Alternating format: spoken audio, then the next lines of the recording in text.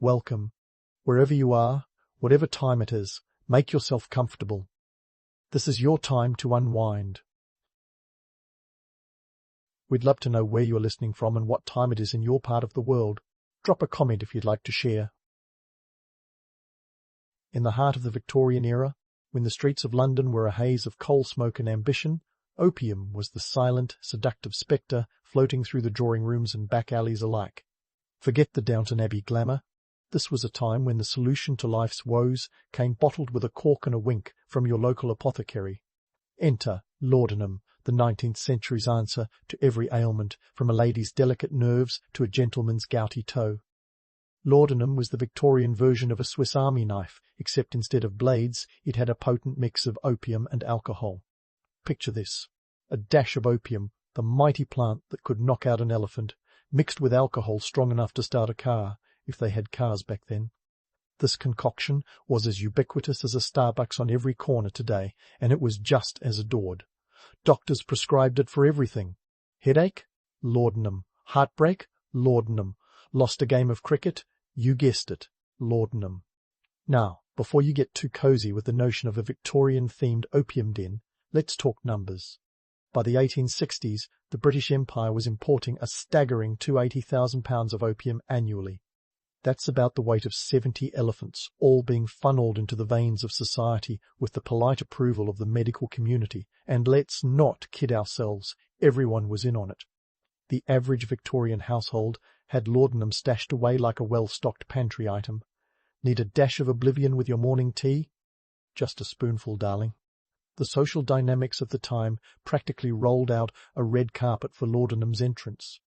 Women, in particular, were prime candidates for this ghostly makeover, thanks to a societal obsession with the frail, ethereal beauty that left them looking like they floated out of a pre-Raphaelite painting. The ideal Victorian woman was delicate, almost otherworldly, and what better way to achieve that pale, haunted look than with a little liquid opium to leach the colour from your cheeks? Doctors, those esteemed gatekeepers of health, handed out laudanum like candy. And why wouldn't they? Without today's pesky regulations, the medical profession was less about evidence-based practices and more about keeping one's patients comfortably numb. The British Medical Journal of the time was filled with ads for opium products. One might say they had a vested interest. Hysteria, nerves, and female troubles were all legitimate medical conditions that conveniently required copious amounts of opium. But let's not throw all the blame on the medical men. Society had a hand in this too. The era was one of incredible innovation and industrial growth, but for women it was also a time of crippling limitations. Stuck in corsets tighter than a miser's purse strings, many found their lives constricted by societal norms. Laudanum offered an escape, a reprieve from the daily grind of being the perfect wife, mother, and hostess. And who could resist an escape that came with the added bonus of looking fashionably spectral? It's easy to romanticize the past, to picture women swanning around with an air of mystery, but the reality was far from glamorous. Addiction was rampant, though it wasn't acknowledged as such. Instead, it was wrapped in a genteel cloak of respectability. Wealthy women could indulge their habit under the guise of medical necessity, while poorer classes faced the harsher consequences without the social safety net. For all its allure, laudanum was a double-edged sword. While it dulled pain and lifted spirits, it also left its users in a ghostly limbo, neither here nor there, fading into their own lives like the punchline of a dark joke. Yet, despite the danger, there was a certain appeal to this risky dalliance with oblivion. After all, in an age where one's choices were as restricted as their waistlines, laudanum offered a rare sense of agency, even if it came at a steep price. So, as we peel back the layers of this Victorian habit, remember that behind every ghostly visage was a complex story of societal pressure, medical malpractice, and a desperate bid for autonomy. It's a tale of glamour and grime, of opulent drawing rooms and grimy alleyways where laudanum reigned as both a saviour and a spectre. And as we continue to unravel this story, we'll see just how deep its tendrils reached into the fabric of Victorian life. As we dive deeper into the Victorian obsession with the ghostly aesthetic, it's crucial to understand that this wasn't just about looking like you'd stepped out of a Gothic novel. It was a full-blown cultural phenomenon where pale was the new tan, and fragility was the ultimate form of feminine allure. In an era where the Industrial Revolution was painting cities black with soot, the ideal woman was expected to be as untouchable and delicate as a porcelain doll. Laudanum played its part as the not-so-secret weapon in achieving this ethereal look, all while the pharmaceutical industry laughed its way to the bank. Let's start with the fashion of the time. Imagine a drawing room full of women dressed to the nines in layers of silk and lace, their corsets cinched tighter than a drum. But the real showstoppers were those ghostly faces, so pale they could make a snowman blush. Achieving their alabaster complexion wasn't just about avoiding the sun, no. Many women were practically swilling laudanum like it was a beauty tonic. The opiate drained the colour from their cheeks, giving them that sought-after spectral glow. If you were a Victorian woman, looking healthy was practically a faux pas. So, if you could pull off the appearance of being one step away from a fainting couch, you were winning. The push for this ghostly aesthetic wasn't just a quirk of style, it was a profitable enterprise. Enter the pharmaceutical trade, which was more than happy to peddle their wares to an eager audience. Laudanum wasn't just a medicine, it was a lifestyle choice, heavily marketed and widely available. By 1840, the number of chemists and druggists in England had more than doubled from the early 19th century, and their shelves were packed with bottles of this liquid oblivion. Advertisements painted laudanum as a cure-all, a miracle elixir that could soothe the woes of even the most delicate lady. The economic incentives were staggering. In 1868, a quarter-ounce bottle of laudanum cost about sixpence, roughly equivalent to a few dollars today, making it affordable enough for the masses while still lining the pockets of apothecaries and importers. And let's not forget the British East India Company, which had a vested interest in keeping the opium flowing from colonial India into the veins of the British public. Talk about a global supply chain, but why the obsession with looking like you'd seen a ghost? Well, in part, it was a reflection of societal values. A pale complexion was a sign that you were wealthy enough to avoid working outdoors. It was a status symbol, a visual proclamation that you were above the grime and grit of the industrial world. This wasn't just vanity, it was a way to assert one's place in the social hierarchy. Moreover, the frail aesthetic also appealed to the Victorian ideal of femininity, an era that prized women's dependence and delicacy as markers of their inherent virtue. The beauty industry, such as it was, capitalized on these ideals with a vengeance. Advertisements for beauty products often featured testimonials from well-to-do women, extolling the virtues of laudanum as part of their regimen. They painted a picture of serene elegance, conveniently glossing over the fact that their ghostly glow often came with a side of addiction and a dash of despair. The role of advertisements in pushing this narrative can't be overstated. They were the 19th century equivalent of Instagram influencers, shaping public perception and taste. For example, a popular magazine of the time might run an ad for a complexion water that just so happened to contain a hearty dose of opium. With clever marketing, laudanum was rebranded from a medicinal concoction to an essential part of one's beauty regimen. Let's not forget the dark underbelly of this ghostly trend. While the upper echelons of society could indulge in their laudanum-laced beauty routines with little consequence, the working class wasn't so lucky. For them, addiction wasn't a glamorous accessory, but a harsh reality. The same elixir that gave the rich their fashionably pale look often left the poor in a state of dependency, trapped in a cycle of poverty and substance abuse. The ghostly aesthetic went hand in hand with a certain level of melancholy and introspection that was romanticized during the period. Think of the tortured poet, the suffering artist. These were the icons of the age, and their pallor was as much a part of their brand as their work. Laudanum offered a shortcut to this tortured genius look, providing an air of mystery and depth that many found irresistible. In unraveling this tangled web of beauty and addiction, we see a society grappling with rapid change, clinging to outdated ideals of femininity and class. And all the while, the laudanum trade churned on, fueled by the very fantasies it helped to create. The pharmaceutical industry, devoid of modern-day regulations, was a wild west of profit and promotion, with little regard for the lives affected by their lucrative concoctions. As we continue to explore the depths of this Victorian fascination, remember that the ghostly look was more than just an aesthetic choice. It was a mirror reflecting the values, pressures, and contradictions of its time. The allure of laudanum was wrapped up in the desire for beauty, status, and escape, a powerful trifecta that kept the opium tills ringing. So, as we prepare to delve further into this story, keep in mind that the next layer will reveal even more about the societal dynamics that made laudanum both a darling and a demon of its day. But let's not get too lost in the allure of ghostly beauty and societal facades, because behind those alabaster faces was a reality much darker than the coal-lined eyes of the time. As the opium-fueled haze settled over Victorian society, addiction seeped into its very core like ink spreading across a blotter. The numbers tell a sobering story.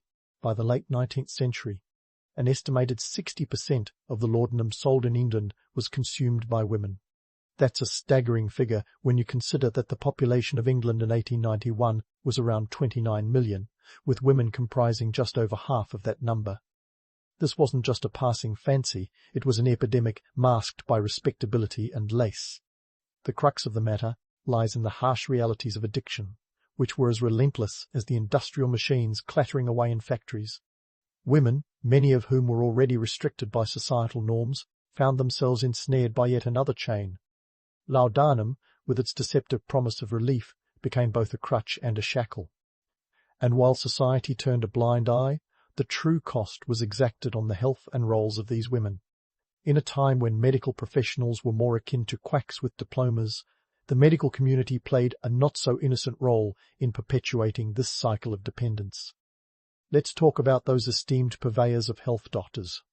They were the original influencers, prescribing laudanum with a flourish as if it were a cure-all panacea. In reality, they were little more than enablers in fancy waistcoats. Imagine being prescribed opium for something as mundane as a headache or menstrual cramps. It sounds absurd now, but back then it was standard practice. The British Medical Journal, which should have been a bastion of medical integrity, was a veritable billboard for opium products, with page after page of advertisements hawking their wares.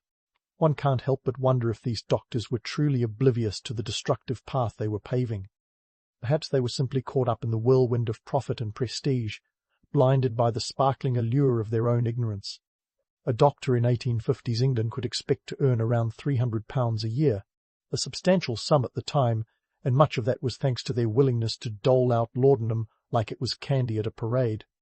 It's chilling to think that the very people trusted with safeguarding health were unwittingly, or perhaps knowingly, compromising it. The consequences of this medical malpractice were glaringly evident in the first-hand accounts of the time. Diaries and letters from women paint a vivid picture of lives slowly unravelling, like the fraying hem of a well-worn dress. One such poignant account comes from Elizabeth Siddal, a pre-Raphaelite muse whose ethereal beauty was immortalized in countless paintings. Siddal, who suffered from chronic health issues, was prescribed laudanum to ease her pain. Instead, it led her down a path of addiction that ultimately contributed to her untimely death at the age of 32. Statistics from asylums also offer a glimpse into the grim reality of addiction. By the 1870s, the number of women admitted for opium habits had surged, with laudanum dependency often listed as a contributing factor to their mental decline. These were not just isolated cases. They were symptomatic of a much larger systemic issue. In an era where mental health was poorly understood and even more poorly managed, many women found themselves institutionalized, their addiction branded as insanity. The irony is almost palpable. A society that prized delicacy and fragility above all else was inadvertently driving its women into a state of ruin. It's a bitter pill to swallow, much like the laudanum drops they ingested daily.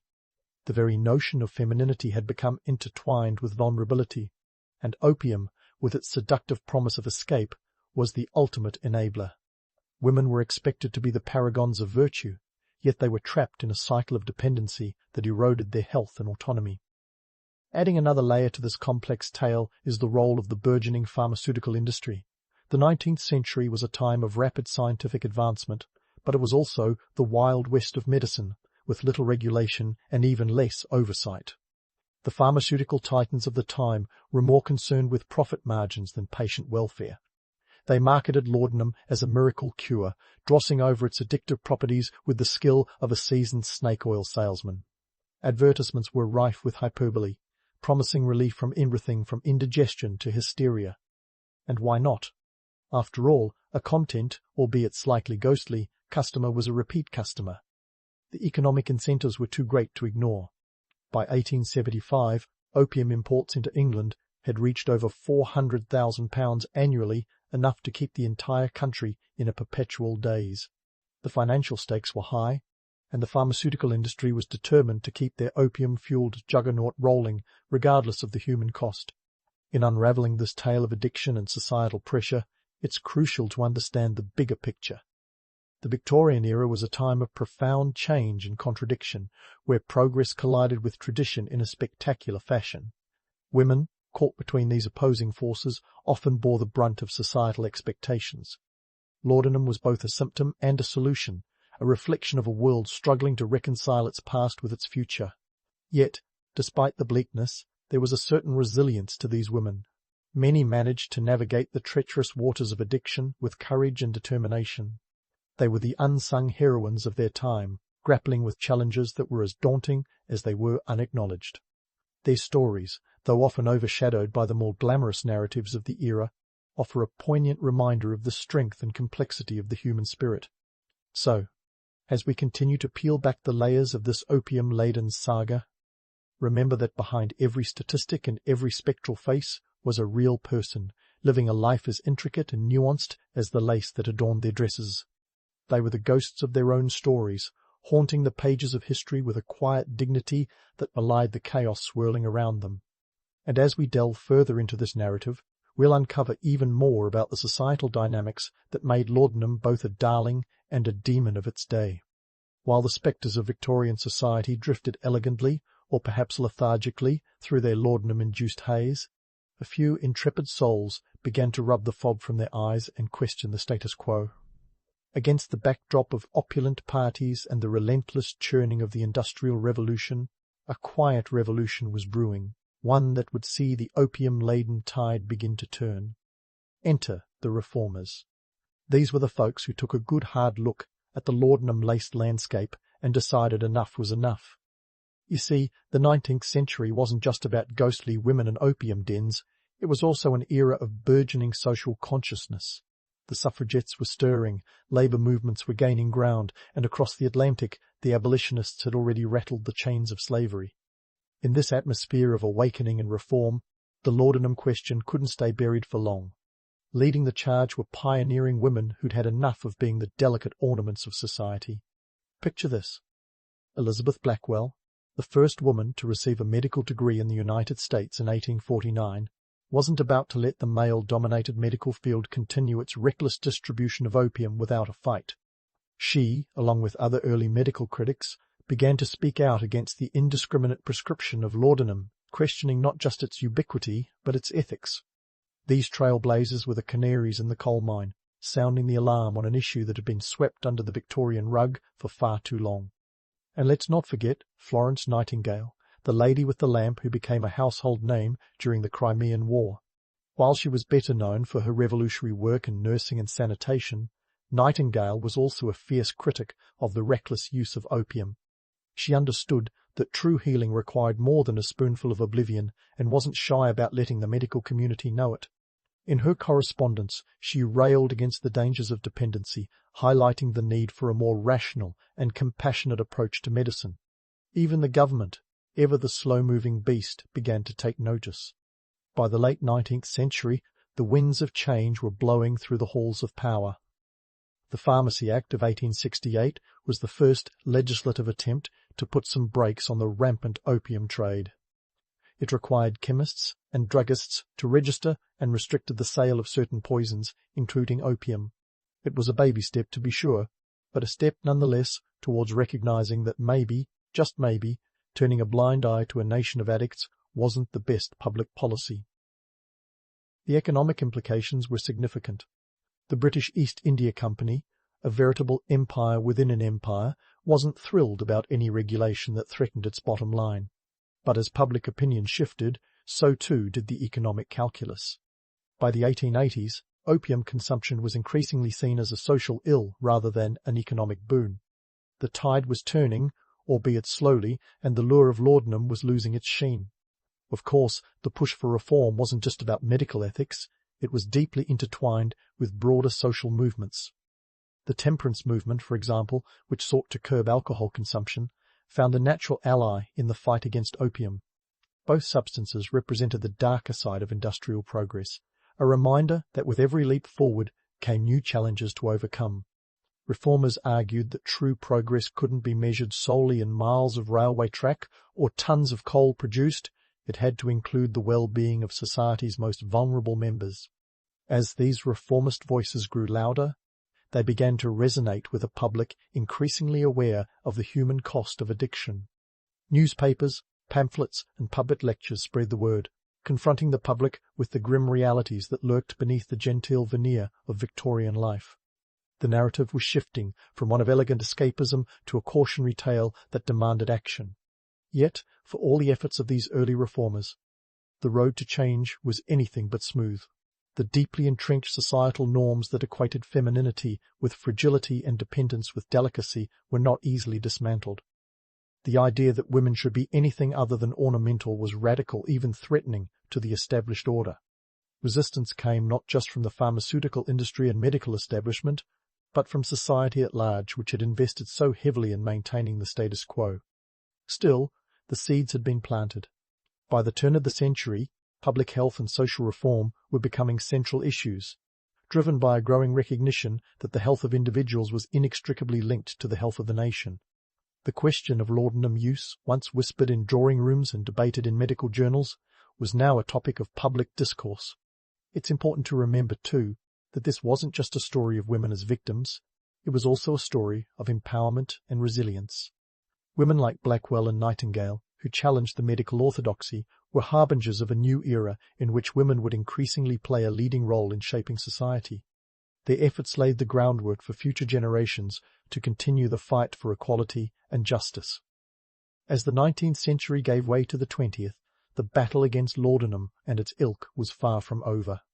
But the voices of reform had made their mark, setting the stage for further change. The spectre of laudanum, once the darling of Victorian society, was slowly but surely being exorcised from its hallowed place in medicine cabinets and beauty regimens. So, as we prepare to delve into the final chapter of this opium-laden saga, remember that the story of laudanum is not just one of addiction and escapism, but also of awakening and reform. It is a testament to the power of individuals and movements to challenge the status quo, to shine a light on the dark corners of society, and to inspire change in the face of formidable odds. In our next exploration, we'll see how these early efforts paved the way for further reforms and what ultimately led to the decline of laudanum's popularity. We'll delve into the 20th century, where new medical advancements and societal shifts continued to reshape the landscape. But for now, let us pause and reflect on the legacy of those who dared to question, who peeled back the layers of respectability to reveal the raw truth beneath. They were the ones who whispered into the void, refusing to be silenced, and in doing so they turned the tide against an era of ghostly allure. The whispers against laudanum grew into a chorus that the medical world could no longer ignore. By the time the 20th century rolled around, the Victorian laudanum habit was on its way to becoming a cautionary tale rather than a trendsetter. The ghostly allure had faded, leaving behind the stark reality of addiction's grip on society. What had started as a tonic for all woes ended up as a grim reminder of unchecked medical practices and society's willingness to indulge in dangerous escapism. But let's take a step back and ask, what did the Victorians really teach us about drug regulation? For starters, they showed us that when profit meets vulnerability, disaster isn't far behind. The pharmaceutical boom of the 19th century was like a runaway train, gathering speed without anyone quite sure where the brakes were.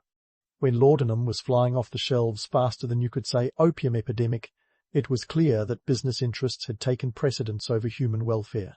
Sound familiar? It should, because this pattern has a habit of repeating itself with alarming regularity. Fast forward to today, and the echoes of the Victorian experience with laudanum can be heard in every opioid crisis headline. The modern pharmaceutical industry, with all its regulations and oversight, still grapples with the same fundamental issues. We've traded laudanum for oxycodone and fentanyl, but the dance between efficacy and dependency remains eerily similar. It's as if we're stuck in a historical loop, each time hoping for a different ending but failing to rewrite the script.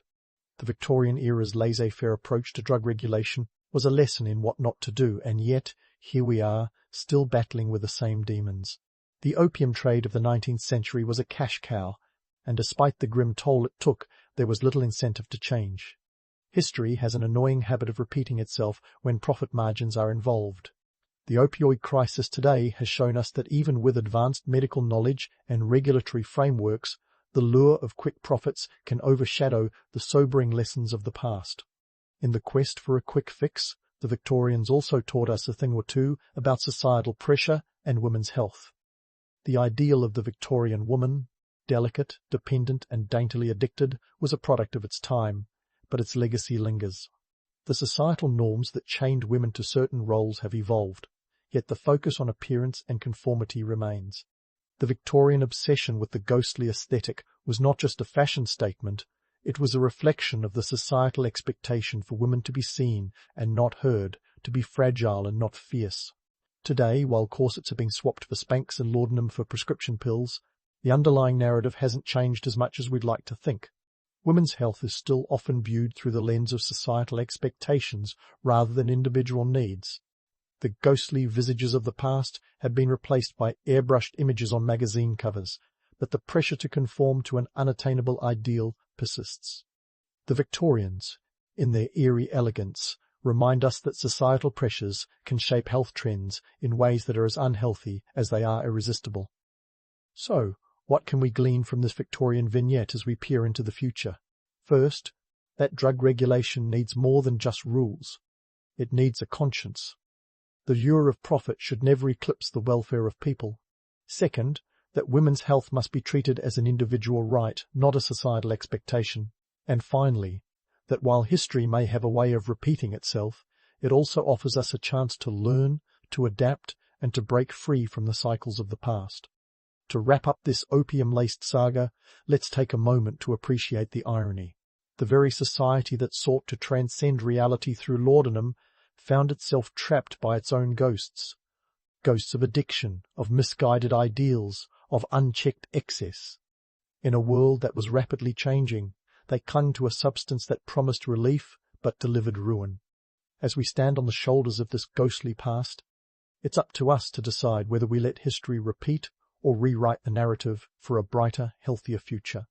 And with that, dear listener, we bid adieu to the spectral dance of laudanum and its Victorian devotees. May the lessons of the past illuminate our path forward, guiding us away from the shadows of history and towards the light of informed, compassionate progress. Your eyes flicker open to the dim light creeping through the cracks of your wooden longhouse. Welcome to another gritty day in the life of a 3rd-century barbarian warrior. The air inside is thick with the earthy smell of damp wood and the faint smoke of last night's fire. Your bed? A simple straw mat, but who needs memory foam when the cold ground keeps you sharp and ready for the day ahead? Life in your tribe is a mix of hierarchy and hustle.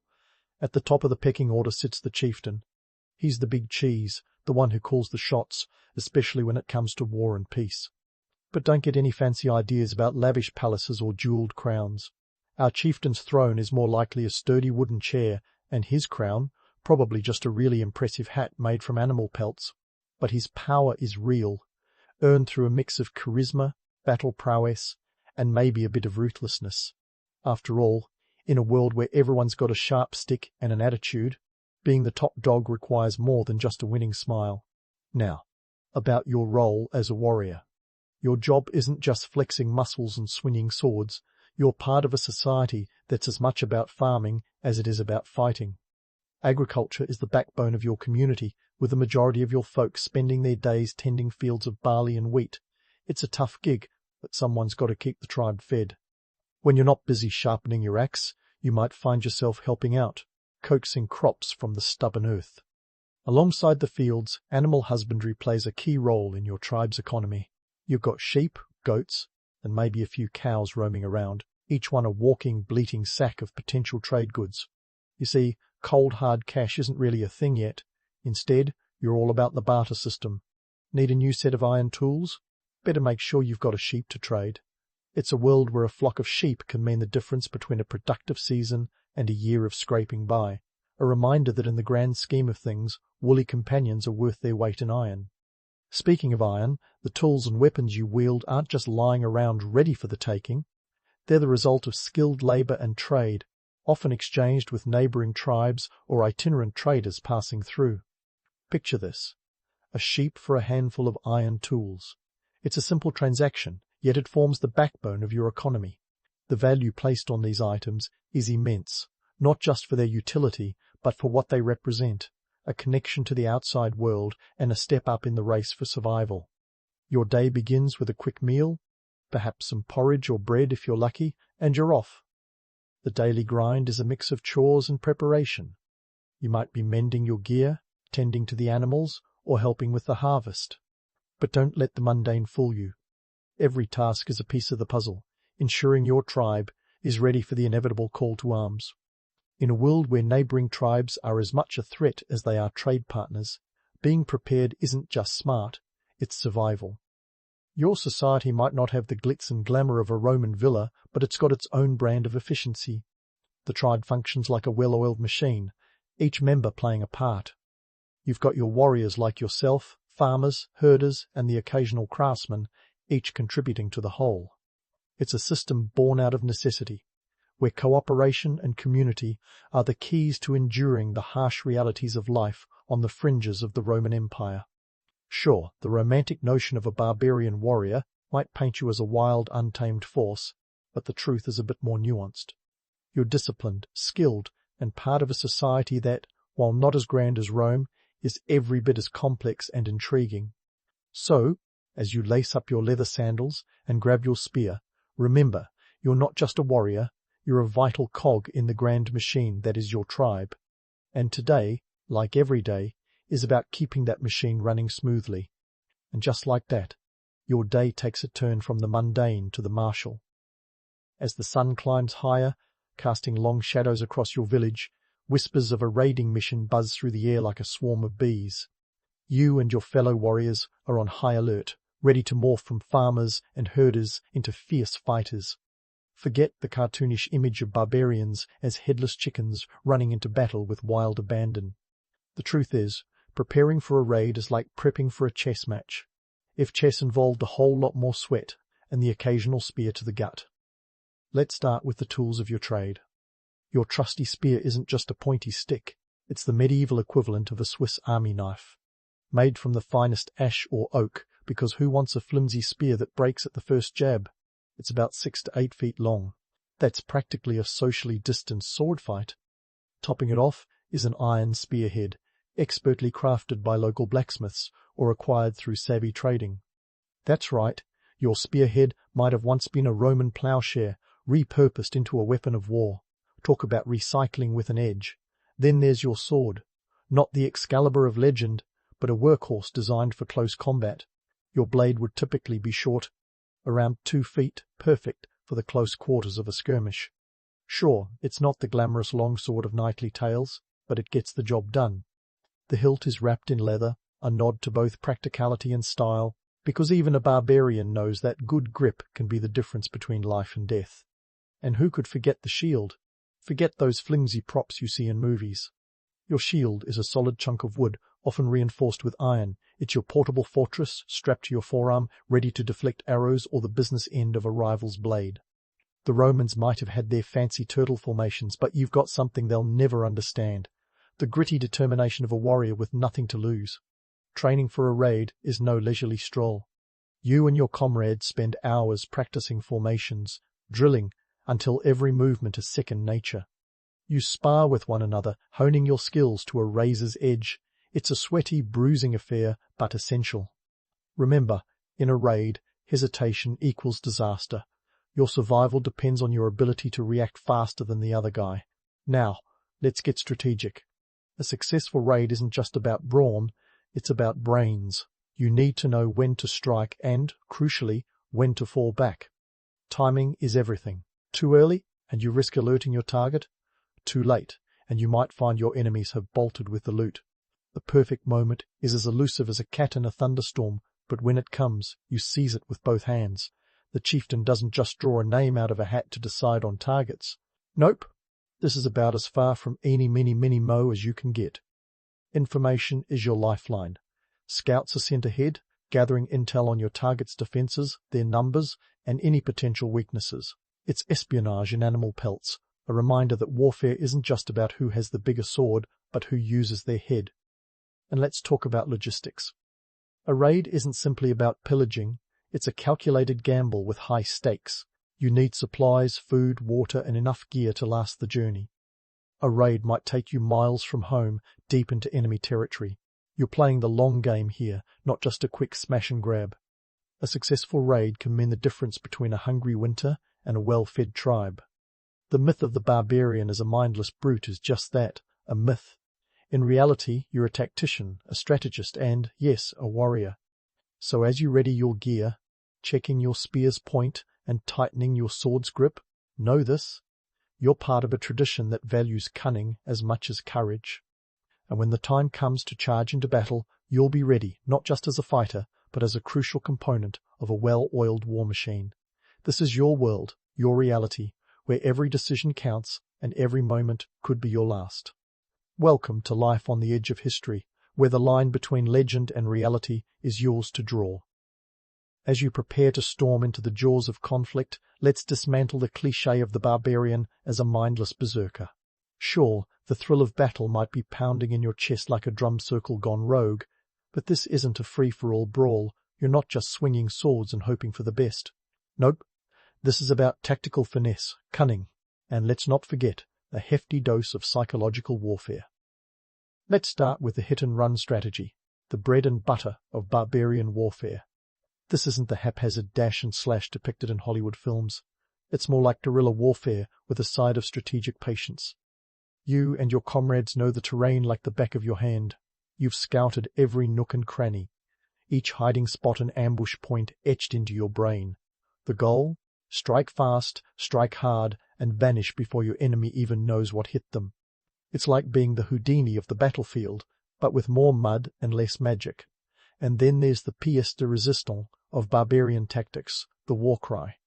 Not just a primal scream straight out of a horror flick, but a calculated move to rattle your opponents. Imagine the cacophony echoing through the forest, a sound so bone-chilling it could make a seasoned Roman legionary reconsider his life choices. This isn't just about scaring the living daylights out of your foes. It's about asserting dominance, claiming your place on the battlefield through sheer auditory force. It's psychological warfare at its finest, where your voice becomes as potent a weapon as any sword. But let's zoom out a bit. These skirmishes aren't just about personal glory or settling a score with the tribe next door. Nope, there's a bigger picture here, one painted with the wide brushstrokes of political maneuvering and territorial disputes. You see, the Roman Empire isn't just a distant power, it's a looming presence, like the world's most persistent neighbor who won't stop expanding their property line. Their pressure on tribal lands isn't just a minor inconvenience, it's a catalyst for conflict, a push that sends ripples through the fabric of your society. For many tribes, these battles are about more than just survival. They're about resisting the ever-encroaching shadow of Roman domination. It's the classic underdog story, but with more swords and fewer training montages. Each skirmish is a statement, a defiant act of rebellion against an empire that seems as endless as the horizon. You're not just fighting for your life, you're fighting for your way of life, for the land that feeds you and the traditions that bind your tribe together. Now, let's bust a few myths.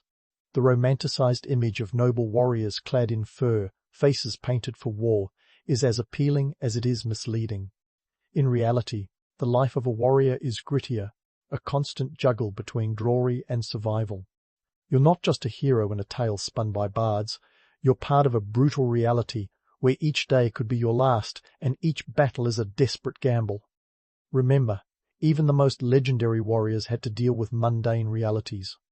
Hunger doesn't pause for heroics, and the chill of the night doesn't care if you're the fiercest fighter in the land. Your armor isn't some gleaming masterpiece. It's a patchwork of leather and iron, each piece telling a story of past skirmishes and resourcefulness. You're constantly adapting, improvising, because in your world, necessity is the mother of invention and survival.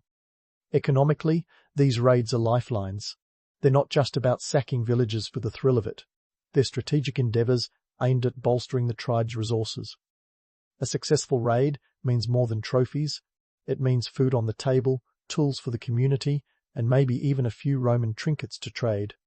You're playing the long game, ensuring your tribe's survival amidst the shifting sands of power. And then there's the social fabric of your tribe, woven with the threads of kinship and duty. Bonds forged in battle are stronger than iron, and every warrior knows that the man fighting beside him isn't just an ally, he's family. This unity is your true strength, a silent promise that echoes louder than any war cry. It's a reminder that while the Romans might have wealth and numbers, you have something they can't buy, loyalty born from shared hardship and mutual respect. So, as you stand ready to engage in the dance of war, remember that every swing of your sword, every shout that pierces the air, is part of a greater narrative. You're not just a figure in a dusty history book. You're living history, shaping the world with each decision, each step forward. In this brutal ballet, you are both the dancer and the dance, moving to the rhythm of a world caught between tradition and change, where the line between legend and reality is yours to draw. As the dust settles from the battlefield skirmish, you and your comrades begin the trek back to the village, laden with spoils and stories that would make even the most stoic elder raise an eyebrow. It's a triumphant return, but also a moment of reflection on what these raids mean for you and your tribe. You see, in the grand theatre of 3rd century Europe, every warrior is both actor and audience, in a play that's as much about survival as it is about status. Let's talk about the spoils first. Not just shiny trinkets, though those do help keep the barter system interesting. We're talking about livestock, grains, maybe even a few Roman goods if you've hit the jackpot. These aren't just trophies to hang on the wall, they're lifelines for your community. Each item is a thread in the complex tapestry of your tribe's economy. Picture this.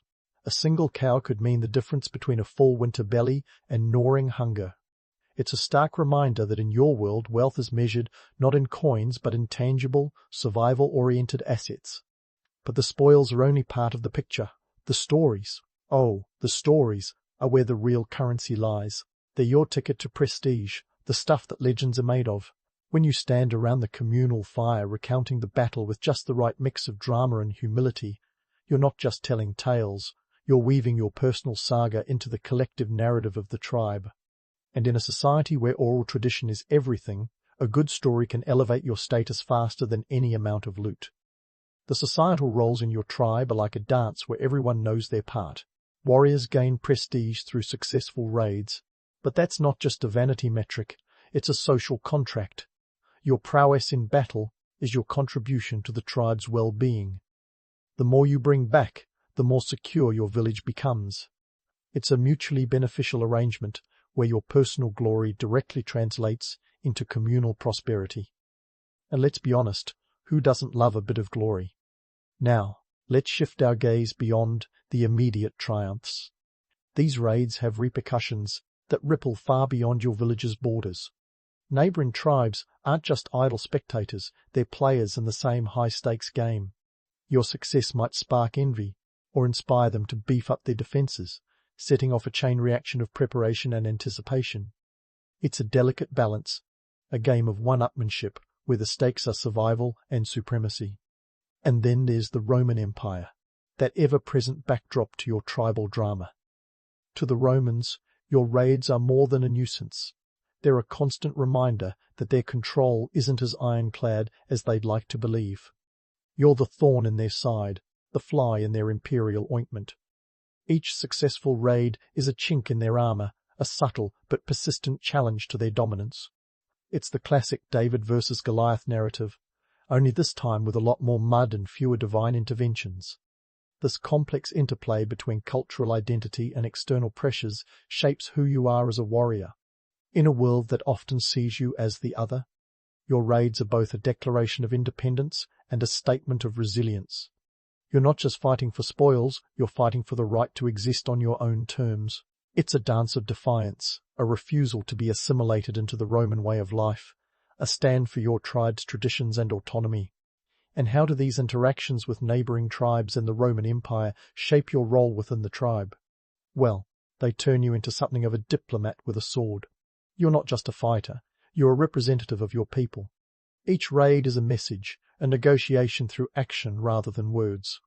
It's a reminder that despite the romanticized image of the barbarian as a lone wolf, your reality is one of interdependence and interconnectedness. Every blow struck and every step taken is part of a larger dialogue, one where survival is negotiated in blood and barter. So, as you return to your village, exhausted but exhilarated, remember that your role as a warrior is more than just swinging swords and collecting scars. You're a vital piece in a grand puzzle, where every decision influences not just your fate, but the future of your tribe. It's a heavy burden, sure, but it's also an incredible honor. In this brutal world, you're not just surviving the story, you're helping write it, one raid at a time. And who knows where the next chapter will lead. Stay sharp, because in this epic saga, the twists and turns are as unpredictable as they are inevitable. As you settle back into the rhythm of village life, the sun dips below the horizon, casting long shadows over the well-trodden paths of your home. It's time for one of the most cherished rituals in your tribe, a gathering around the communal fire. Here, under the vast canopy of stars, history and legend entwine like the smoke curling into the night sky. This isn't just about warming your hands, but stoking the embers of your cultural identity. Now, let's talk storytelling. In your world, this isn't a mere pastime, it's the backbone of your society, the glue that binds generations together. Storytelling is your Netflix, your history book, and your therapy session all rolled into one. Every tale spun around that fire is a tapestry woven with threads of truth, exaggeration, and imagination. It's a delicate dance between reality and myth, and you, my friend, are both the audience and the narrator. Take the story of a recent raid, for example. In reality, it was a gritty affair, a messy, tense operation with sweat, mud, and a few too many close calls. But around the fire, it transforms into an epic saga. The warriors who stumbled are now portrayed as clever tacticians who lured the enemy into a trap. The loot you barely managed to carry back? It's suddenly overflowing, a bounty fit for a king. It's like a medieval game of telephone, where each retelling adds a new layer of embellishment. This isn't just for entertainment. These stories serve a vital purpose. They reinforce societal values, teach lessons, and, perhaps most importantly, inspire the next generation. Young warriors in training listen with wide eyes, absorbing the tales like sponges, eager to someday become the heroes in their own stories. It's an oral tradition that ensures your tribe's history and culture are carried forward, even as the Romans scribble their conquests in ink and stone. But let's not get too carried away with the romance of it all. There's a reason these stories lean towards the fantastical. In your world, life is hard, brutally so. The line between survival and demise is razor thin, and sometimes a good story is the best escape. It's a way to inject some color into a life that can often seem as bleak as a winter sky. The legend spun tonight will offer some warmth against the chill of reality, even if just for a moment. Now, let's debunk a few myths, starting with the notion of the barbarian as a mindless brute. Sure, that makes for a thrilling story. The wild, untamed warrior shaking the foundations of the Roman Empire. But the reality? Far more nuanced. You are skilled, disciplined, and strategic. Your life is not a series of chaotic battles, but a carefully orchestrated ballet of survival and kinship. The stereotype is a misrepresentation, a simplification of a complex truth. The creation of myths is a testament to human nature, an age-old desire to make sense of the world through narrative. As you listen to the stories, you realize that every legend has a kernel of truth, a seed from which the myth grows. Perhaps a warrior did face down a Roman centurion, but did he really do it single-handedly while reciting poetry? Probably not. Yet, it's this blend of fact and fiction that captures imaginations and cements reputations. As the stories unfold, you can't help but ponder the legacy of the barbarian warrior. It's a legacy wrapped in both celebration and misunderstanding. On one hand, you are the embodiment of resilience, a symbol of defiance against an empire that sought to swallow the world.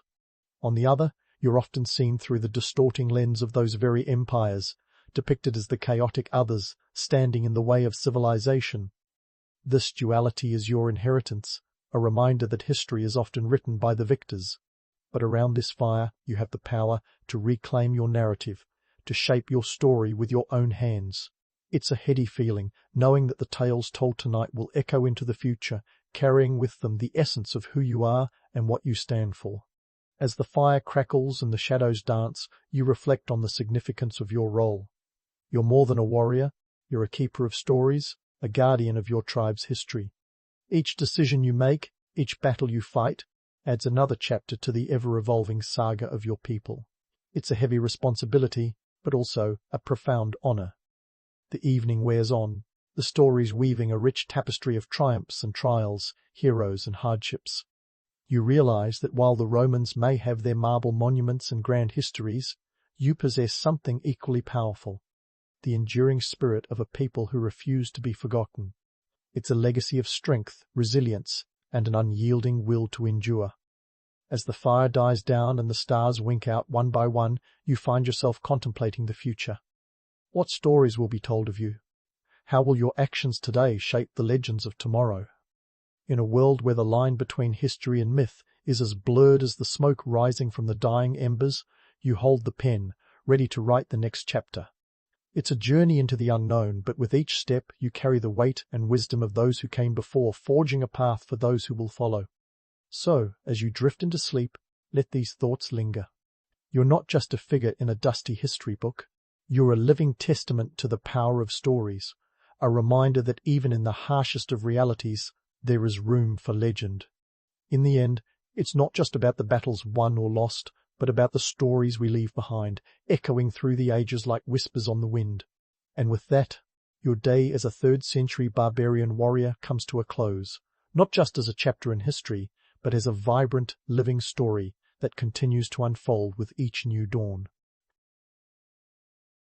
There's a certain thrill in imagining the ancient Polynesians, those intrepid seafarers, staring out at the endless blue of the Pacific Ocean, armed with nothing more than sheer nerve and a keen eye for natural cues. Forget GPS or even a compass. These navigators were the original human Google Maps, only without the annoying recalculating feature every time you make a wrong turn. They traversed a staggering expanse of water around 16 million square miles, give or take a few backyard swimming pools, using a technique called wayfinding. It's an art form that makes parallel parking look like a walk in the park. Now, let's throw some concrete data into this ocean of wonder. The Polynesians began their epic migrations around 3,000 years ago. Imagine building a canoe and deciding, hey, let's just sail until we hit something. That's about 1,100 years before the Vikings thought it might be a nifty idea to raid England. These folks weren't just paddling around on a whim. They had purpose, they had skill, and they had an incredible understanding of the world around them. Wayfinding, the ancient Polynesian GPS, relied on an intricate knowledge of the stars, ocean swells, and wind patterns. They also used birds as a kind of feathery GPS signal. If you saw a tern or a frigate bird, you knew land was near because they don't exactly take long-haul flights over open water. Talk about a primitive yet highly effective early warning system. Let's dive into the stars, literally, not metaphorically, though that would be quite the twist. Polynesians possessed an astronomical prowess that would make Galileo nod approvingly. They used a star compass, a mental map of the night sky, to navigate. Imagine knowing the position and movement of hundreds of stars, like having a celestial Rolodex. This isn't just about finding the North Star. This is a full-blown star party with a guest list longer than any Hollywood event. Their voyages were no stroll across a pond. We're talking about distances of up to 2,500 miles between islands, with nothing but ocean in between. No pit stops at a friendly Starbucks. To put that in perspective, that's roughly the distance from New York to Las Vegas, except with slightly less neon and a lot more salt water.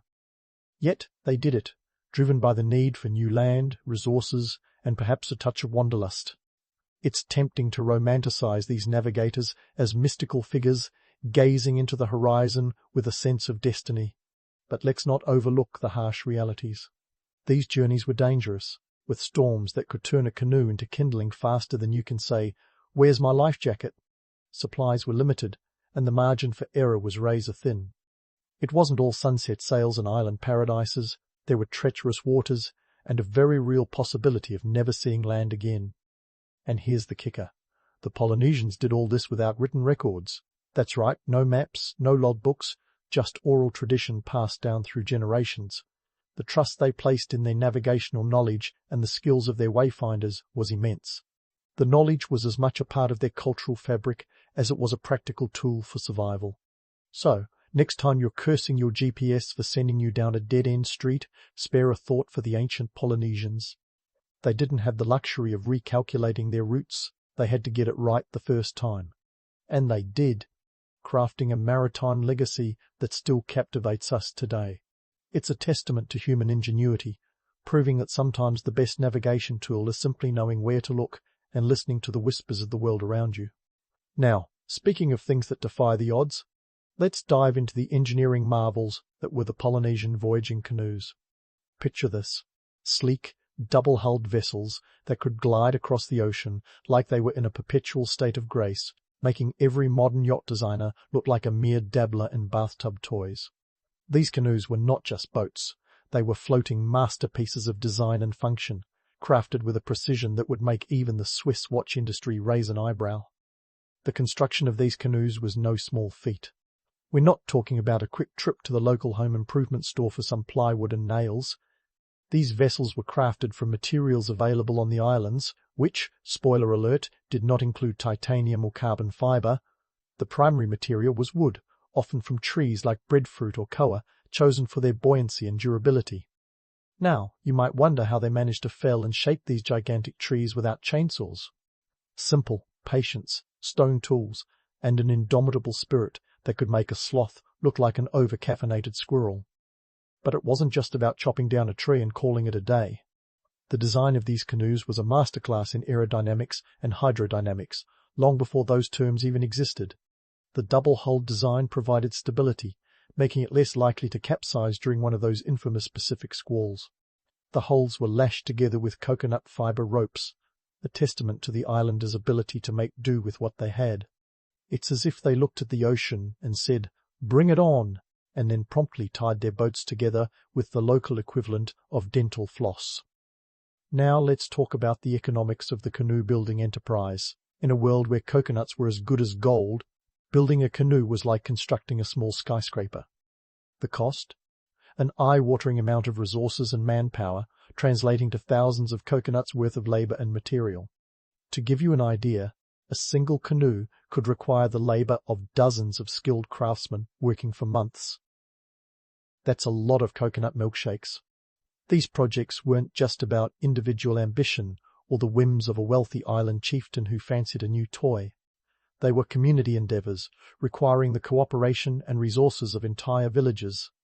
This is where the political and social structures of Polynesian society really came into play.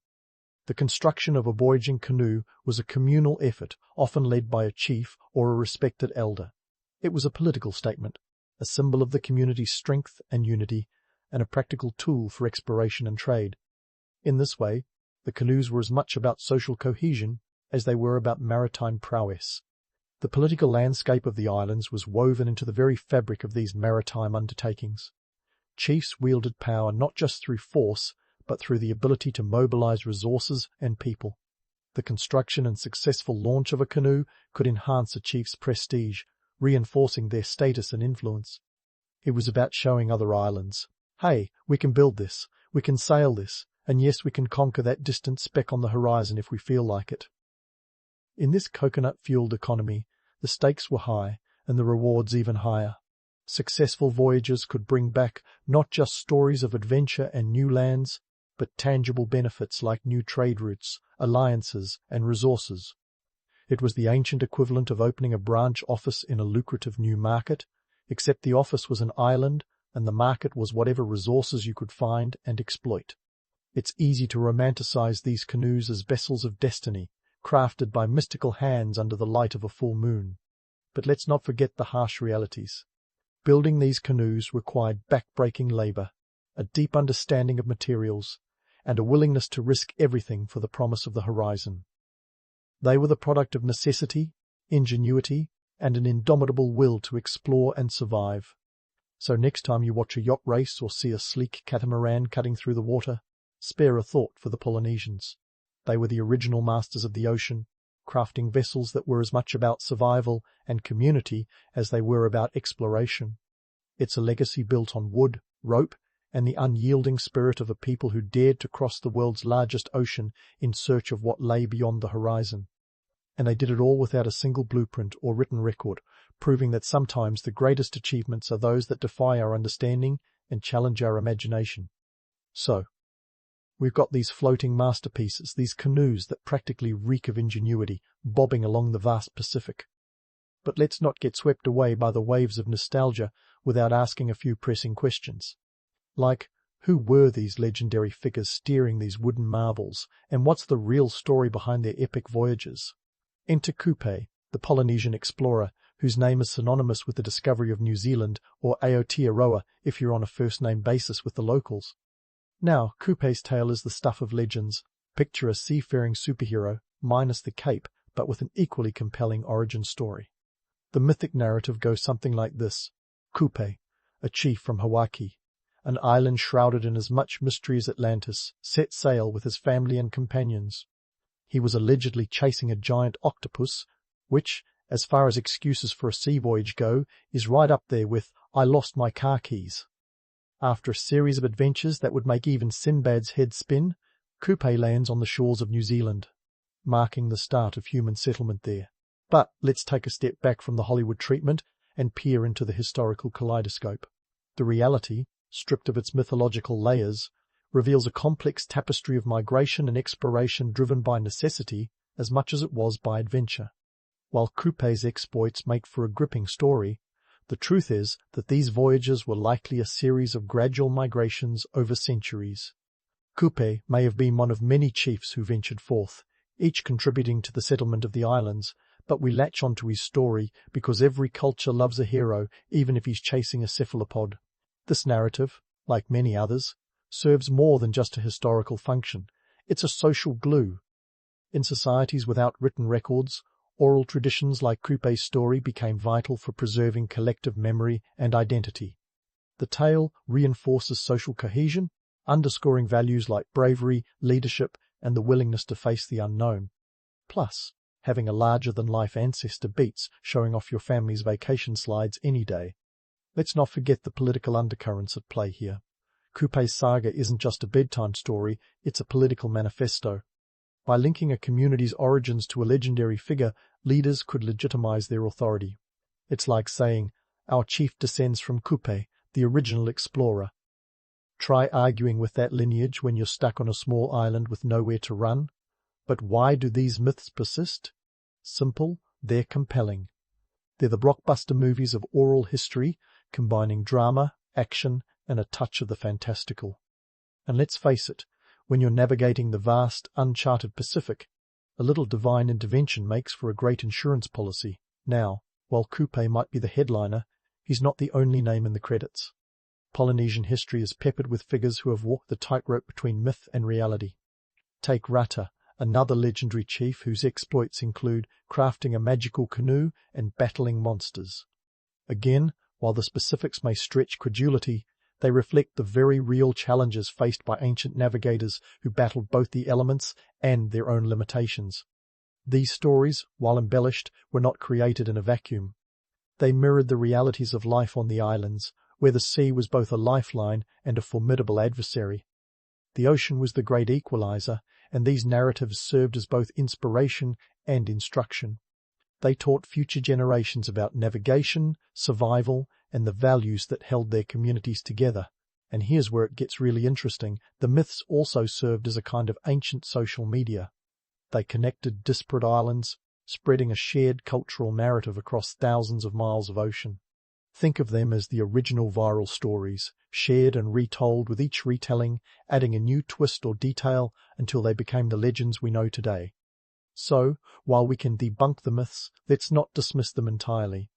They provide a window into the past, revealing how ancient Polynesians viewed their world and their place within it. They offer insight into the human condition, showing our innate need for stories that explain the inexplicable and elevate the mundane to the extraordinary. As we sail through these tales, it's crucial to remember that the line between fact and fiction isn't always clear-cut.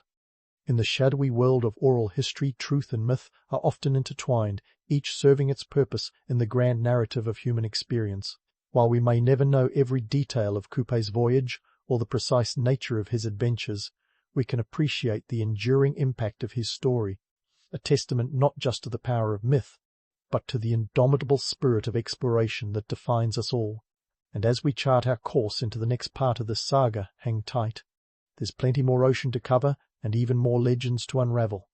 Just remember, the truth is out there. It just might be riding on the back of a giant octopus. As we ride the surfboard of history further into the vast Pacific, it's time to flip the script and dive into the economic and cultural ripples left by these legendary voyages. While Coupe and his ilk were out there chasing octopuses or whatever floated their canoes, they inadvertently kicked off a tidal wave of trade and cultural exchange that would shape Polynesian societies for centuries. Let's start with the trade routes, those ancient highways of the ocean. Forget the Silk Road, this was the coconut route, a network that connected islands like beads on a necklace. These routes were the veins through which goods, ideas, and even gossip flowed. Imagine you're on an island with an abundance of breadfruit but a desperate need for pigs. No problem. Just hop aboard a canoe and paddle over to your neighbour, who happens to be drowning in oinkers but short on fruit. And voila! You got a barter system that would make any modern economist nod in approval. In terms of concrete data, archaeological findings suggest that by around 1200 AD, trade networks were thriving across the Pacific.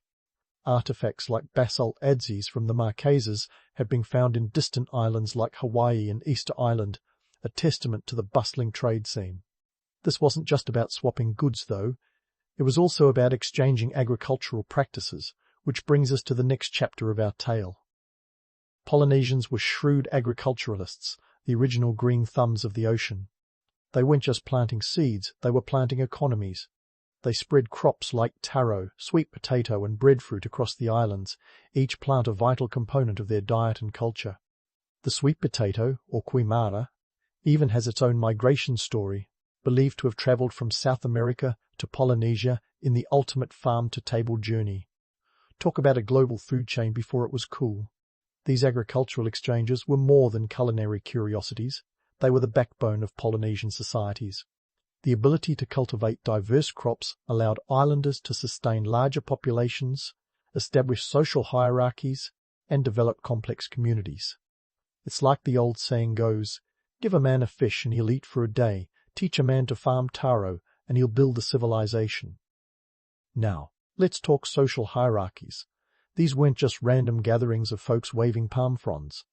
Polynesian societies were highly stratified, with chiefs, priests, and commoners all playing their part in the social tapestry.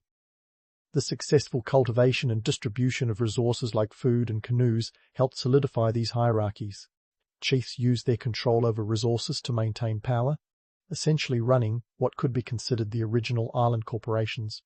If you think corporate politics are cutthroat today, imagine a world where boardroom battles were conducted with spears and war chants. These power structures were deeply entwined with religious and cultural beliefs.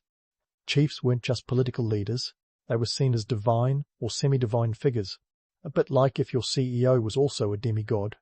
This belief system was reinforced through rituals and ceremonies that often involved the very resources being traded and cultivated. In essence, trade and agriculture weren't just economic activities, they were sacred duties that reinforced the social order. But let's not put on rose-coloured glasses just yet. While it's romantic to imagine a harmonious island utopia, the reality was often more complex and at times brutal. Competition for resources could lead to conflict, and not every trade negotiation ended with a handshake and a coconut cocktail. Wars over resources were as much a part of Polynesian history as the peaceful exchanges. When the breadfruit supply ran low, you can bet there were some tense beachside negotiations, possibly followed by a spear or two. This brings us to the cultural exchanges that were as much about sharing ideas as they were about sharing goods. The Polynesians weren't just trading coconuts and pigs, they were swapping stories, songs, and knowledge. Navigational techniques, religious beliefs, and artistic styles spread across the islands, creating a rich tapestry of culture that was both diverse and interconnected. It was like the original social media, where likes were measured in shared songs and successful voyages, not clicks and emojis. These exchanges helped create a unified Polynesian identity, even among islands separated by thousands of miles of ocean. They fostered a sense of shared culture and history that persists to this day. It's a testament to the enduring power of human connection, even when separated by vast distances and towering waves. So, as these voyages unfolded, they left a legacy that was both economic and cultural. They shaped the social hierarchies, economies, and identities of the Polynesian islands, creating a network of societies that were as interconnected as they were unique. It's a story of trade and tradition, of conflict and cooperation, and of the indomitable spirit of exploration that drove these ancient mariners to venture beyond the horizon. As we continue to chart this course through Polynesian history, remember that every wave carries the echoes of the past. These voyages were more than just journeys across the sea, they were journeys into the very heart of what it means to be human, to seek, to discover, and to connect. And as we prepare to sail further into this ocean of history, there's still plenty of horizon left to explore, so stick around. The journey's just getting started. So, as we sail further into this ocean of history, there's still plenty of horizon left to explore. The ancient Polynesians, those intrepid mariners, left behind more than just legends and tales of daring voyages. They bequeathed a legacy that ripples through time, touching modern navigation and exploration. Imagine the impact of their maritime skills on today's world, not just as footnotes in history books, but as blueprints for innovation and discovery. Let's talk about the Polynesian legacy.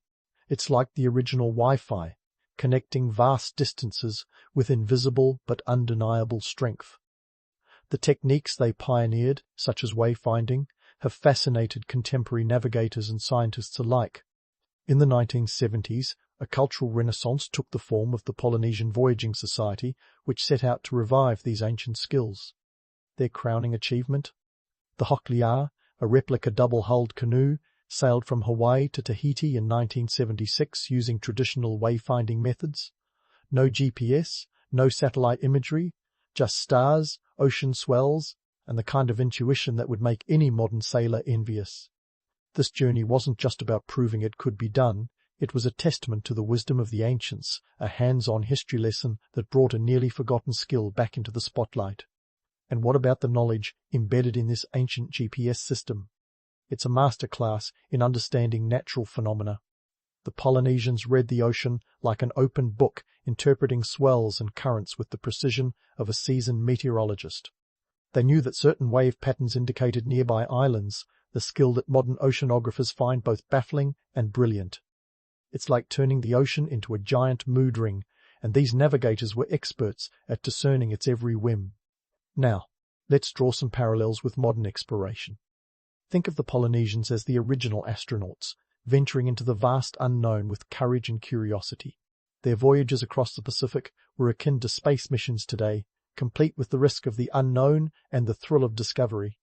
These ancient mariners faced isolation, limited resources, and an environment that was as unforgiving as it was beautiful. Yet their indomitable spirit pushed them forward, transforming them into pioneers of the Pacific. It's an enduring fascination, this human drive to go beyond the horizon, whether that's a distant island or a distant planet. The influence of Polynesian voyaging extends beyond navigation. Their cultural exchanges helped shape the social and political landscapes of the islands they settled. These interactions were the building blocks of a complex network of societies that thrived on mutual exchange and shared heritage. Today, we see echoes of this in global trade and cultural exchanges, where the flow of goods and ideas continues to shape our interconnected world. It's a reminder that while the tools have changed, the underlying principles of exploration and exchange remain timeless. But let's not get too starry-eyed without acknowledging the challenges faced by these ancient mariners. Their journeys were fraught with peril. Storms could capsize a canoe in an instant, supplies could dwindle to critical levels, and the margin for error was frighteningly slim. These were not the leisurely cruises of modern yachts, but high-stakes endeavours where survival hung by a thread. The romantic image of a serene voyage under a starlit sky often belies the harsh reality of life at sea. Yet, It's precisely this juxtaposition of beauty and danger that captivates our imagination and fuels our admiration for these legendary explorers.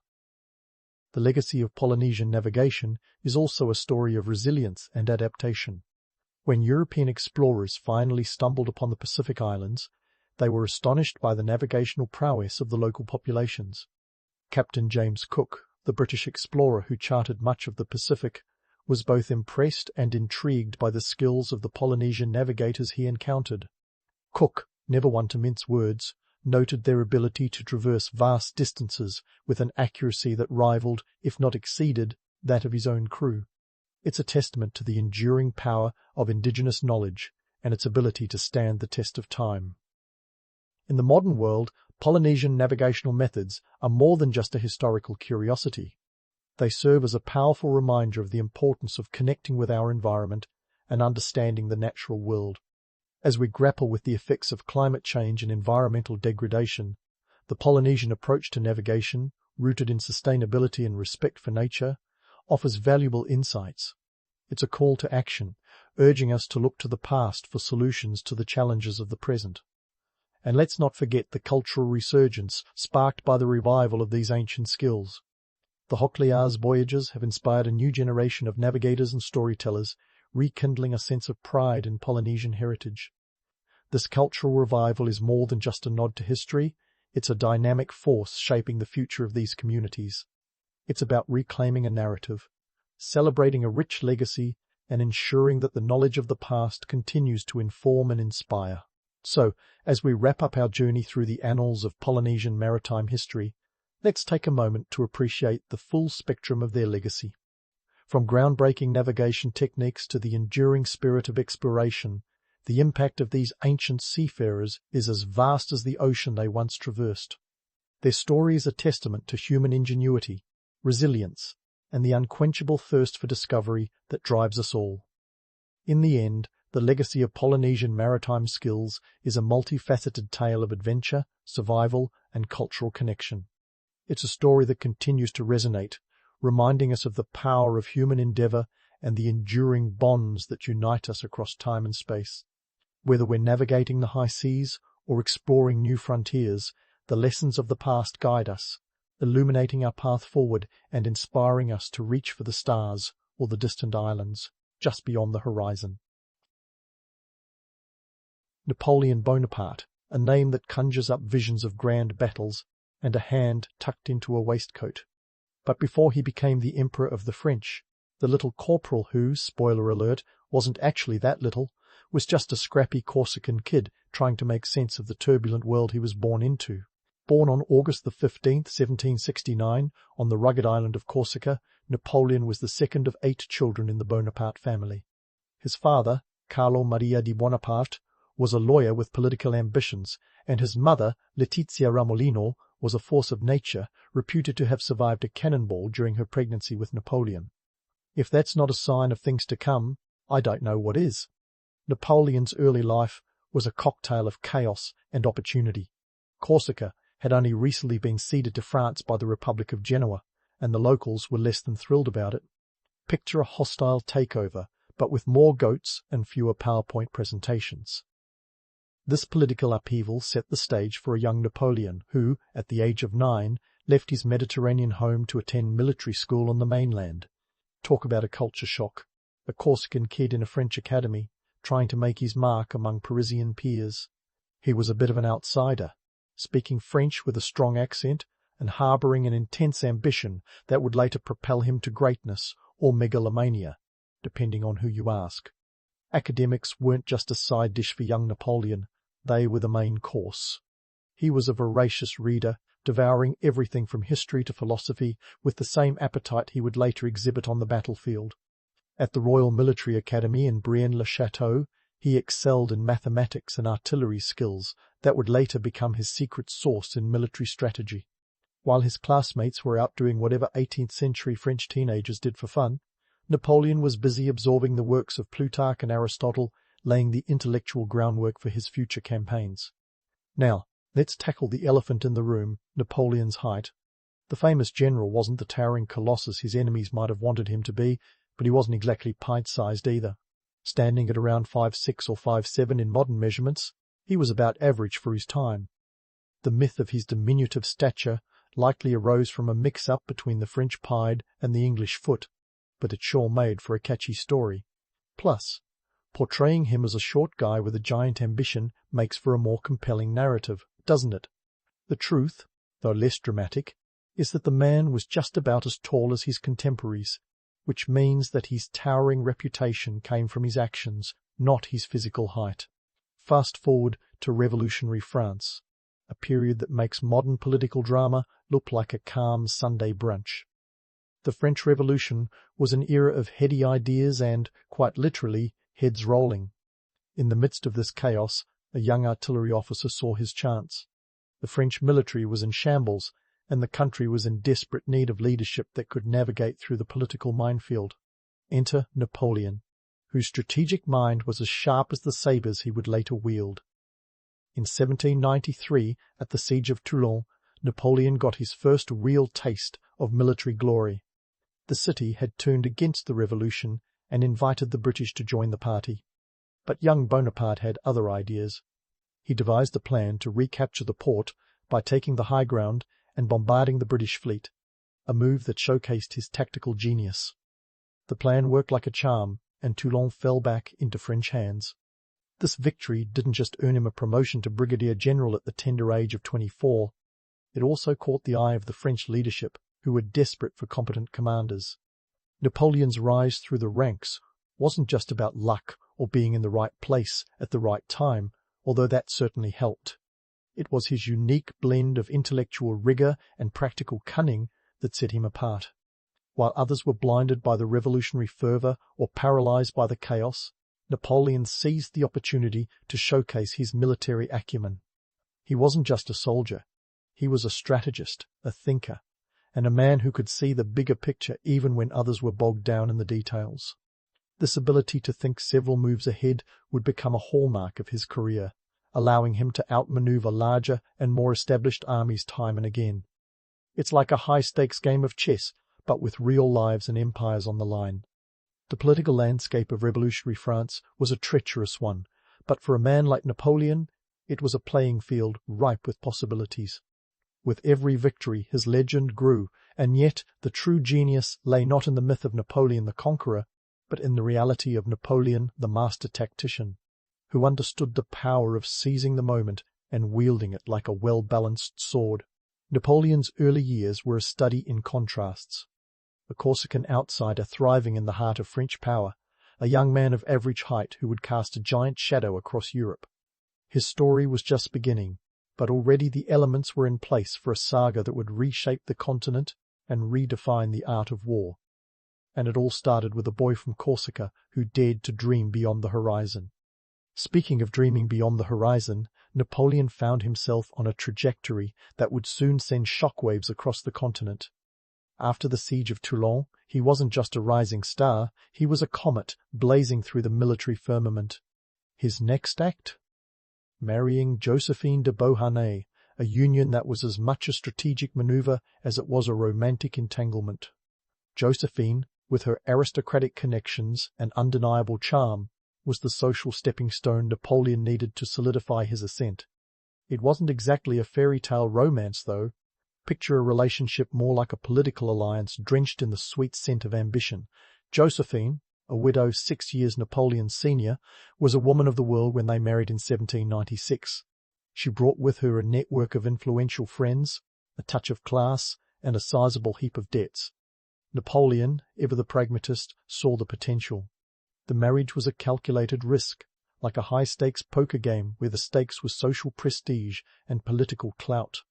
And let's not forget Josephine's role as a fashion icon. She had a knack for making lavish expenditures look like artful investments in personal allure. Napoleon's letters to her brimmed with passion, but they also reveal a man acutely aware of the power dynamics at play. Love was there, no doubt, but ambition was never far behind. Having secured his personal and political alliances, Napoleon set his sights on Italy, a land rich in history, art, and, conveniently for a cash-strapped France, wealth ripe for the taking. The Italian campaigns began in 1796, with Napoleon commanding the army of Italy, a force that, at first glance, looked more like a band of misfits than a formidable military unit. But here's where the Bonaparte magic came in. Napoleon knew how to transform these ragtag troops into a disciplined fighting force, capable of executing complex maneuvers with precision. His strategy in Italy was a masterclass in military innovation and psychological warfare. He employed rapid movements and decisive actions, often appearing where the enemy least expected. The Battle of Lodi in May 1796 is a perfect example. Napoleon's forces faced a much larger Austrian army, yet he managed to cross the Adda River under heavy fire, leading a bayonet charge himself. This wasn't just about winning battles, it was about creating a legend. The crossing of the bridge at Lodi, where Napoleon supposedly braved a hail of bullets, became an iconic moment, cementing his reputation as a leader who led from the front. Beyond the battlefield heroics, there was a shrewd economic calculus at work. The Italian campaigns weren't just military exercises, they were financial expeditions aimed at replenishing the French coffers. Italy was a treasure trove, and Napoleon's forces systematically collected art, money, and resources, sending them back to Paris. It was like a grand tour with benefits, a cultural and economic windfall that funded further French military efforts. Napoleon's success in Italy wasn't just about the loot or the glory, though both were substantial. It was also a demonstration of his ability to rewrite the rules of warfare. He understood the importance of mobility, the element of surprise, and the psychological edge. His tactics were revolutionary, redefining how wars could be fought and won. He turned the conventional wisdom of the time on its head, showing that smaller, agile forces could outmaneuver larger, traditional armies with the right strategy. But let's not romanticize too much. While Napoleon's Italian campaign is often painted as a tale of dashing victories and strategic genius, it was also marked by ruthless pragmatism. Conquering armies are rarely gentle, and Napoleon's forces were no exception. The economic benefits for France often came at a steep cost to the local populations, who faced requisitions and plunder. This was empire building in the raw, a mix of military brilliance and exploitative reality. Napoleon's campaigns in Italy also set the stage for his growing political ambitions. With each victory, he gained not only wealth but also influence, both in France and abroad. His success made him a hero to the French people, a symbol of the revolution's potential to triumph over Europe's old order. But it also made him a man to be watched, a potential threat to those in power who saw in him the makings of a future tyrant or saviour, depending on their perspective. In the grand chess game of European politics, Napoleon was quickly becoming the most unpredictable piece on the board. His ability to inspire loyalty among his troops was matched only by his knack for outsmarting his adversaries. Yet, as his star rose, so too did the stakes. The victories in Italy were just the beginning, the opening moves in a much larger plan that would see Napoleon ascend to heights few could have imagined. The Italian campaigns, with their mix of military innovation and economic exploitation, were a microcosm of Napoleon's approach to power, audacious, strategic, and ruthlessly effective. They showcased his ability to harness the chaos around him, turning it to his advantage, and laid the foundation for his future ambitions. But as with all things Bonaparte, the line between genius and folly was razor thin, and the path ahead was fraught with both opportunity and peril. As Napoleon's legend grew, so too did the shadows of the challenges that lay ahead. The stage was set for the next act, where ambition would meet destiny in a drama of epic proportions. As Napoleon's star continued its meteoric ascent, he set his sights on a new horizon, one that shimmered with the allure of ancient empires and exotic mystique. Enter Egypt, 1798, Napoleon's audacious attempt to not just conquer land, but to inscribe his name alongside the likes of Alexander the Great. I mean, who wouldn't want to be mentioned in the same breath as the guy who reportedly cut the Gordian knot with a sword? For Napoleon, this wasn't just another military campaign, it was a chance to cement his legacy. Yet, what started as a grand vision quickly became a cautionary tale of ambition meeting its match in the scorching sands of Egypt. Napoleon's Egyptian campaign was a logistical nightmare wrapped in a romantic adventure. Picture this: 35,000 troops, 300 transport ships, and a flotilla of 13 warships, all crossing the Mediterranean with dreams of empire building. The French government was sold a bill of goods that this was both a strategic move against British interests and a scientific expedition. The reality? It was part conquest, part science fair, and part Napoleon's personal PR stunt. The Directory, France's ruling body at the time, was more than happy to see their troublesome general sail off into the horizon, hoping he'd either come back with riches or not come back at all.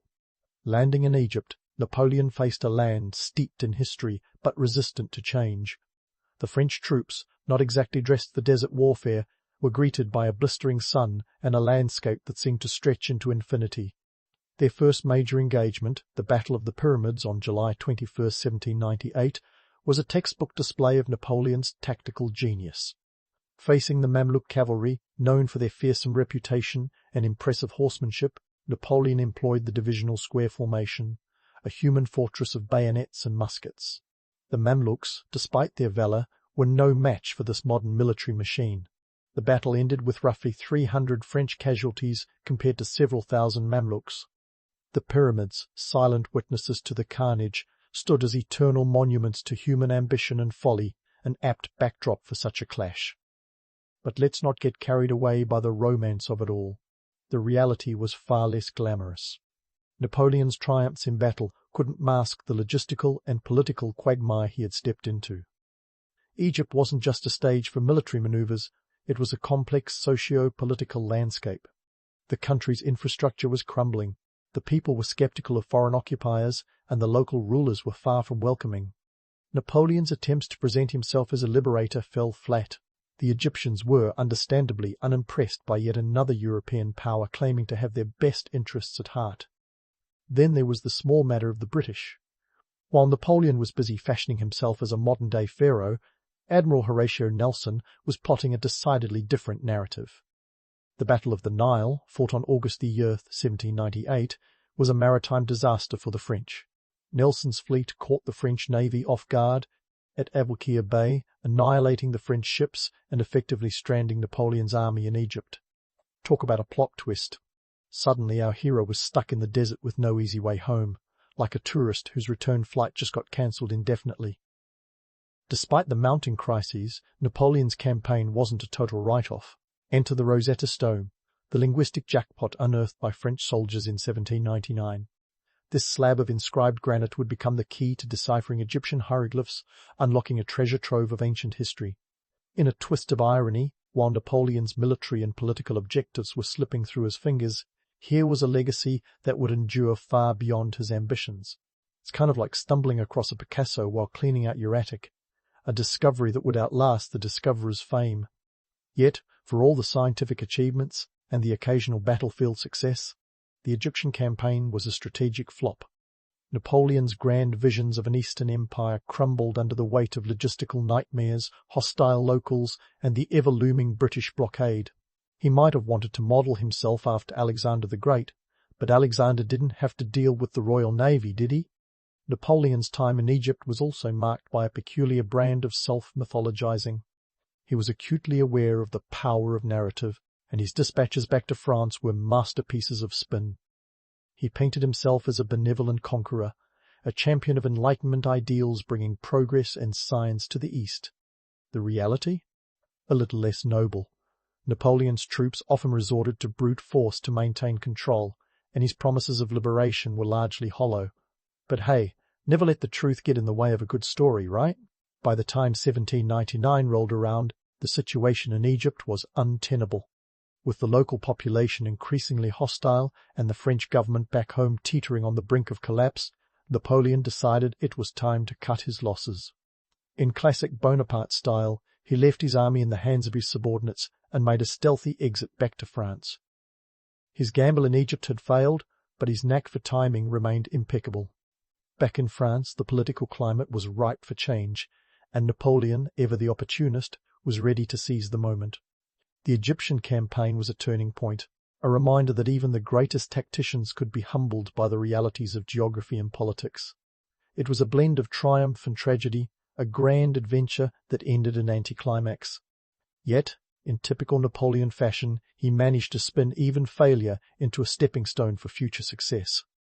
The myth of the man continued to grow, bolstered by his ability to pivot from defeat and re-enter the European stage with renewed vigour. As Napoleon sailed back to France, he left behind a legacy as enigmatic as the Sphinx itself, a blend of military audacity, scientific curiosity, and an almost pathological need for self-aggrandizement. The Rosetta Stone would become a symbol of this paradox, a lasting testament to the campaign's unintended triumphs. And while the Egyptian sand slowly reclaimed the battlefields of his exploits, Napoleon's story was far from over. The stage was set for his return to the turbulent heart of Europe, where the stakes were higher, the challenges greater, and the rewards potentially infinite. So, as Napoleon's ship cut through the Mediterranean waves heading back to France, he was not just returning from Egypt, he was returning to a nation ripe for reinvention. The French were weary of the Directory's bumbling governance and the endless cycle of revolution and counter-revolution. Enter Napoleon, the ambitious general with a knack for timing so perfect, you'd think he was auditioning for a role in a political drama series. When he landed in France in October 1799, the stage was set for a coup d'etat that would make even the most seasoned political plotters nod in grudging admiration. Napoleon's rise to power was swifter than a cavalry charge. By November 9, 1799, he had orchestrated the coup of 18 Brumaire, toppling the Directory and establishing the consulate. He positioned himself as the first consul, a title that sounds almost understated until you realize it was essentially the modern equivalent of saying, "I'm the boss now." With this maneuver, he began to consolidate power like a chess player who's already several moves ahead of his opponent. Napoleon understood that ruling wasn't merely about wielding power, it was about creating a system that would endure. Enter the Napoleonic Code, a legal framework that was as revolutionary as it was authoritarian. Adopted in 1804, this was Napoleon's masterstroke in administrative genius. The Code Civil, as it was known, streamlined the complex web of feudal laws into a coherent system that emphasized clearly written and accessible laws. It was a legal buffet with something for everyone except for women, who found their rights generously overlooked. The Code enshrined principles like equality before the law and the protection of property rights, but it also reinforced patriarchal authority. Talk about a mixed bag. This legal overhaul wasn't just a domestic affair. It was exported across Europe as Napoleon expanded his influence. Picture it as the original viral phenomenon. Wherever Napoleon's armies went, the Napoleonic Code followed. By 1810, it had spread to countries like Italy, the Netherlands, and parts of Germany and Spain. It was lawfare in its infancy, a strategic tool to reshape societies in the image of French rationalism. The legacy of the Napoleonic Code endures to this day, influencing legal systems worldwide. Not bad for a guy who started his career commanding artillery. But let's not forget the crown jewel in Napoleon's collection of titles, Emperor of the French. On December 2, 1804, in a ceremony dripping with grandeur and a touch of irony, Napoleon crowned himself at Notre Dame Cathedral. That's right, he literally took the crown from the Pope's hands and placed it upon his own head. Talk about a power move. This wasn't just about pomp and circumstance, it was a calculated assertion of authority, a way to cement his rule and announce to the world that France was no longer a republic in the throes of revolution, but an empire on the rise. The crowning was a spectacle to behold, with 15,000 people in attendance and an expense of about 8.5 million francs, essentially the GDP of a small nation back then. Napoleon understood the power of imagery and pageantry. This was about reinforcing his legitimacy and placating those who longed for the stability of monarchy. The coronation was a masterclass in optics, blending revolutionary ideals with imperial ambition. It was a delicate balancing act that showcased Napoleon's political acumen, yet also set the stage for potential overreach. Now, let's pivot to one of Napoleon's most celebrated military triumphs, the Battle of Austerlitz, often dubbed the Battle of the Three Emperors. Fought on December 2, 1805, exactly a year after his coronation, this was Napoleon's strategic masterpiece. Facing the combined forces of the Russian Empire and the Holy Roman Empire, Napoleon was outnumbered, with 68,000 troops against their 85,000. But numbers aren't everything, as Napoleon was keen to demonstrate. Austerlitz was all about deception and timing. Napoleon feigned weakness to lure the Allies into a false sense of security, allowing them to capture the Pratzen Heights, a key strategic position. Then, in a manoeuvre that would make a chess grandmaster's heart race, he struck at the centre of the Allied line, splitting their forces and turning their advantage into a liability. The battle resulted in a resounding French victory, with the Allies suffering approximately 36,000 casualties compared to 9,000 French losses. Austerlitz wasn't just a victory, it was a symphony of strategy, a testament to Napoleon's tactical genius. But let's not get carried away with the myth of invincibility. Napoleon's successes weren't just due to his brilliance, they were also a product of favourable circumstances. His ability to exploit the disunity and outdated tactics of his enemies played a significant part. Moreover, the myth of Napoleon as an unstoppable force belied a reality where logistics and the sheer exhaustion of war would soon begin to wear down even the most disciplined armies. The Battle of Austerlitz cemented Napoleon's reputation as a military genius, but it also sowed the seeds of hubris.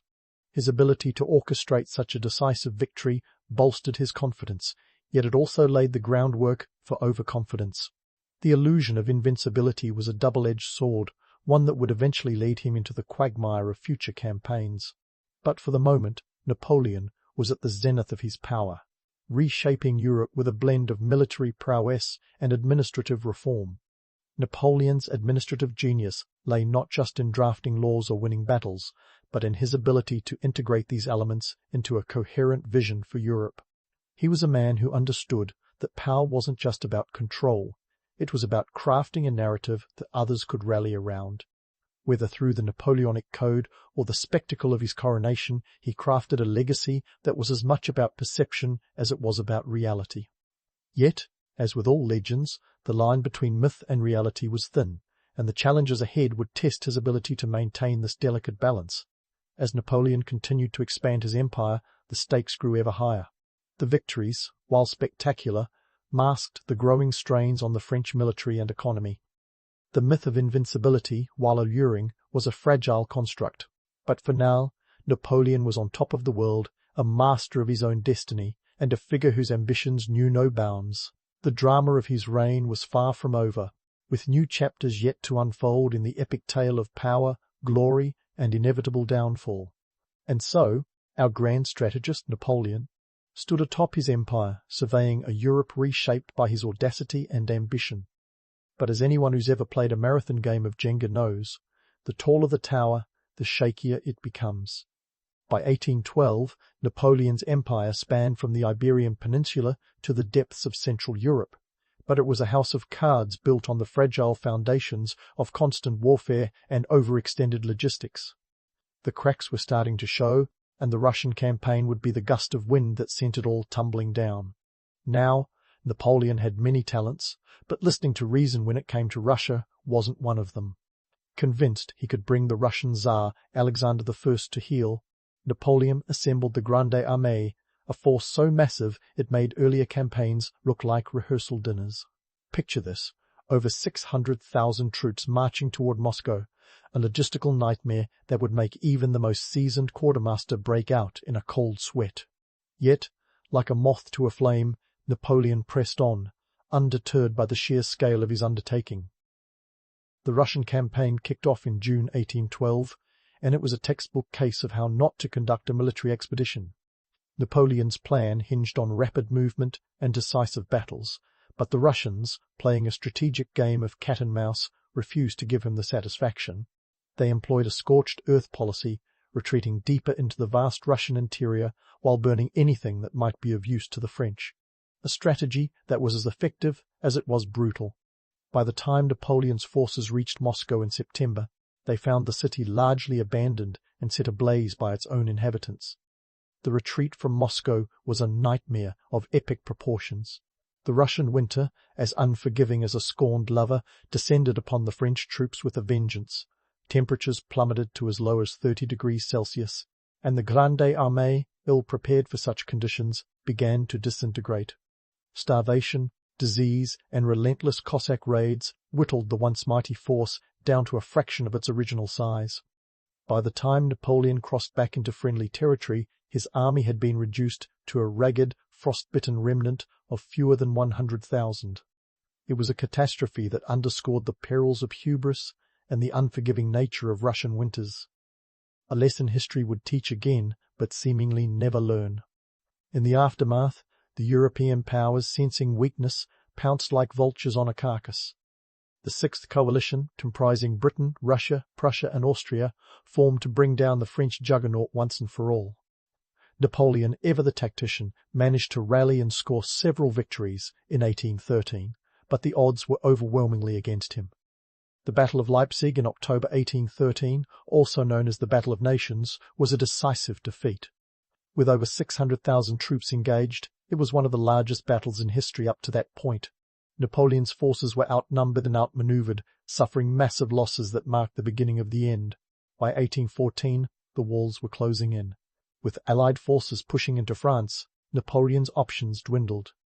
The once indomitable emperor was forced to abdicate in April, and in a twist of fate worthy of a Greek tragedy, he was exiled to the tiny Mediterranean island of Elba. His empire was carved up, and the map of Europe was redrawn with a vengeance, leaving Napoleon to rule over a domain that was, quite literally, a speck in the sea. A far cry from the sprawling territories he once dominated. Napoleon's exile to Elba was supposed to be the final chapter, but like all great stories, it had a twist. In March 1815, the news broke. Napoleon had escaped Elba and returned to France. The man who once commanded millions had slipped past the British blockade with a handful of followers, landing on French soil to reclaim his throne. The 100 Days had begun, a whirlwind period that saw Napoleon once again at the helm of an army, marching toward destiny at Waterloo. Ah, Waterloo, a name that's become synonymous with ultimate defeat. On June 18, 1815, Napoleon faced off against the Duke of Wellington and a coalition of British, Dutch and Prussian forces. The battle was a brutal, day-long slugfest fought on the muddy fields of Belgium. Napoleon's forces, numbering around 73,000, were slightly outnumbered by the Allies' 118,000. It was a clash of titans, but Napoleon's tactical flair was not enough to overcome the relentless Allied onslaught. By the end of the day, with 25,000 French casualties and another 9,000 captured, it was clear that Napoleon's storied run had come to a bitter end. Waterloo was more than just a military defeat, it was the shattering of a myth. The man who had once seemed invincible was now a relic of a bygone era, a reminder of the fleeting nature of power. Napoleon was captured shortly after and exiled once again, this time to the remote island of St. Helena in the South Atlantic, where he would spend the remainder of his days. A prisoner of his own ambition and the geopolitical chess game he had once dominated. And so, the curtain fell on Napoleon's extraordinary life. But like any good legend, his story lingered, echoing through the corridors of history with a resonance that defies simple categorization. Was he a tyrant or a visionary, a genius or a fool? The truth, as always, is far more complex. Napoleon was a man of contradictions, a figure who embodied both the heights of strategic brilliance and the depths of human folly. His legacy is equally complicated. The Napoleonic Code, for instance, remains a cornerstone of modern legal systems, a testament to his administrative acumen. Yet, his relentless pursuit of power also left a trail of destruction across Europe, with millions of lives disrupted or lost. His rise and fall offer a timeless lesson in the perils of unchecked ambition, a theme as relevant today as it was 2 centuries ago. In the end, Napoleon's story is a reminder that history is never as tidy as the myths we create. It's a messy, human affair, full of contradictions and complexities. Like the man himself, history is both a grand spectacle and a sobering reality, a dance of power and consequence that continues to shape our world. So, as you drift off to sleep, ponder this. In the vast tapestry of history, Napoleon Bonaparte was but a single thread, yet his impact was woven into the very fabric of the modern age. A tale of grandeur and downfall, of ambition and legacy, that still captivates us today. The sun barely peeks over the horizon, and you, a 12th century Crusader, are already greeted by the symphony of armor clanking like an out-of-tune orchestra. This isn't the grand, glorious morning you might see in films, with knights galloping heroically into battle. Nope, it's more like waking up in a medieval construction site, complete with the groans of your fellow soldiers stretching sore muscles and the not-so-romantic scent of sweat and horses. First up on your morning to-do list is the tedious task of donning your chainmail. This isn't the sleek, shiny armor of legends. It's a 50-pound mesh of interlinked metal rings that feels like wearing a particularly heavy and unforgiving sweater. And if you think this armor was a status symbol, you'd be right. But it was also a financial sinkhole. A good suit of chainmail could set you back 100 shillings, a small fortune at the time. To put that in perspective, that's about the annual income of a skilled craftsman. So, while you might look the part of a valiant knight, your wallet sure feels the sting. Next comes the matter of food, because no one can crusade on an empty stomach, right? But before you dream of a sumptuous medieval breakfast, let's set the record straight. Forget the feast of roasted meats and exotic fruits. You're more likely to start your day with a hunk of stale bread and a bit of cheese, if you're lucky. Maybe some dried fish, if you're really desperate. It's not exactly the breakfast of champions, but it keeps you going. Barely. Now, let's talk about your trusty steed. The noble warhorse, romanticized in countless tales, was less a loyal companion and more a pricey piece of military hardware. A top-quality destrier could cost as much as £40, nearly half the price of your armor. This wasn't just any horse. It was the medieval equivalent of a tank, bred for strength and endurance. And while it might seem gallant to ride into battle atop such a beast, the reality is that maintaining one was an endless chore.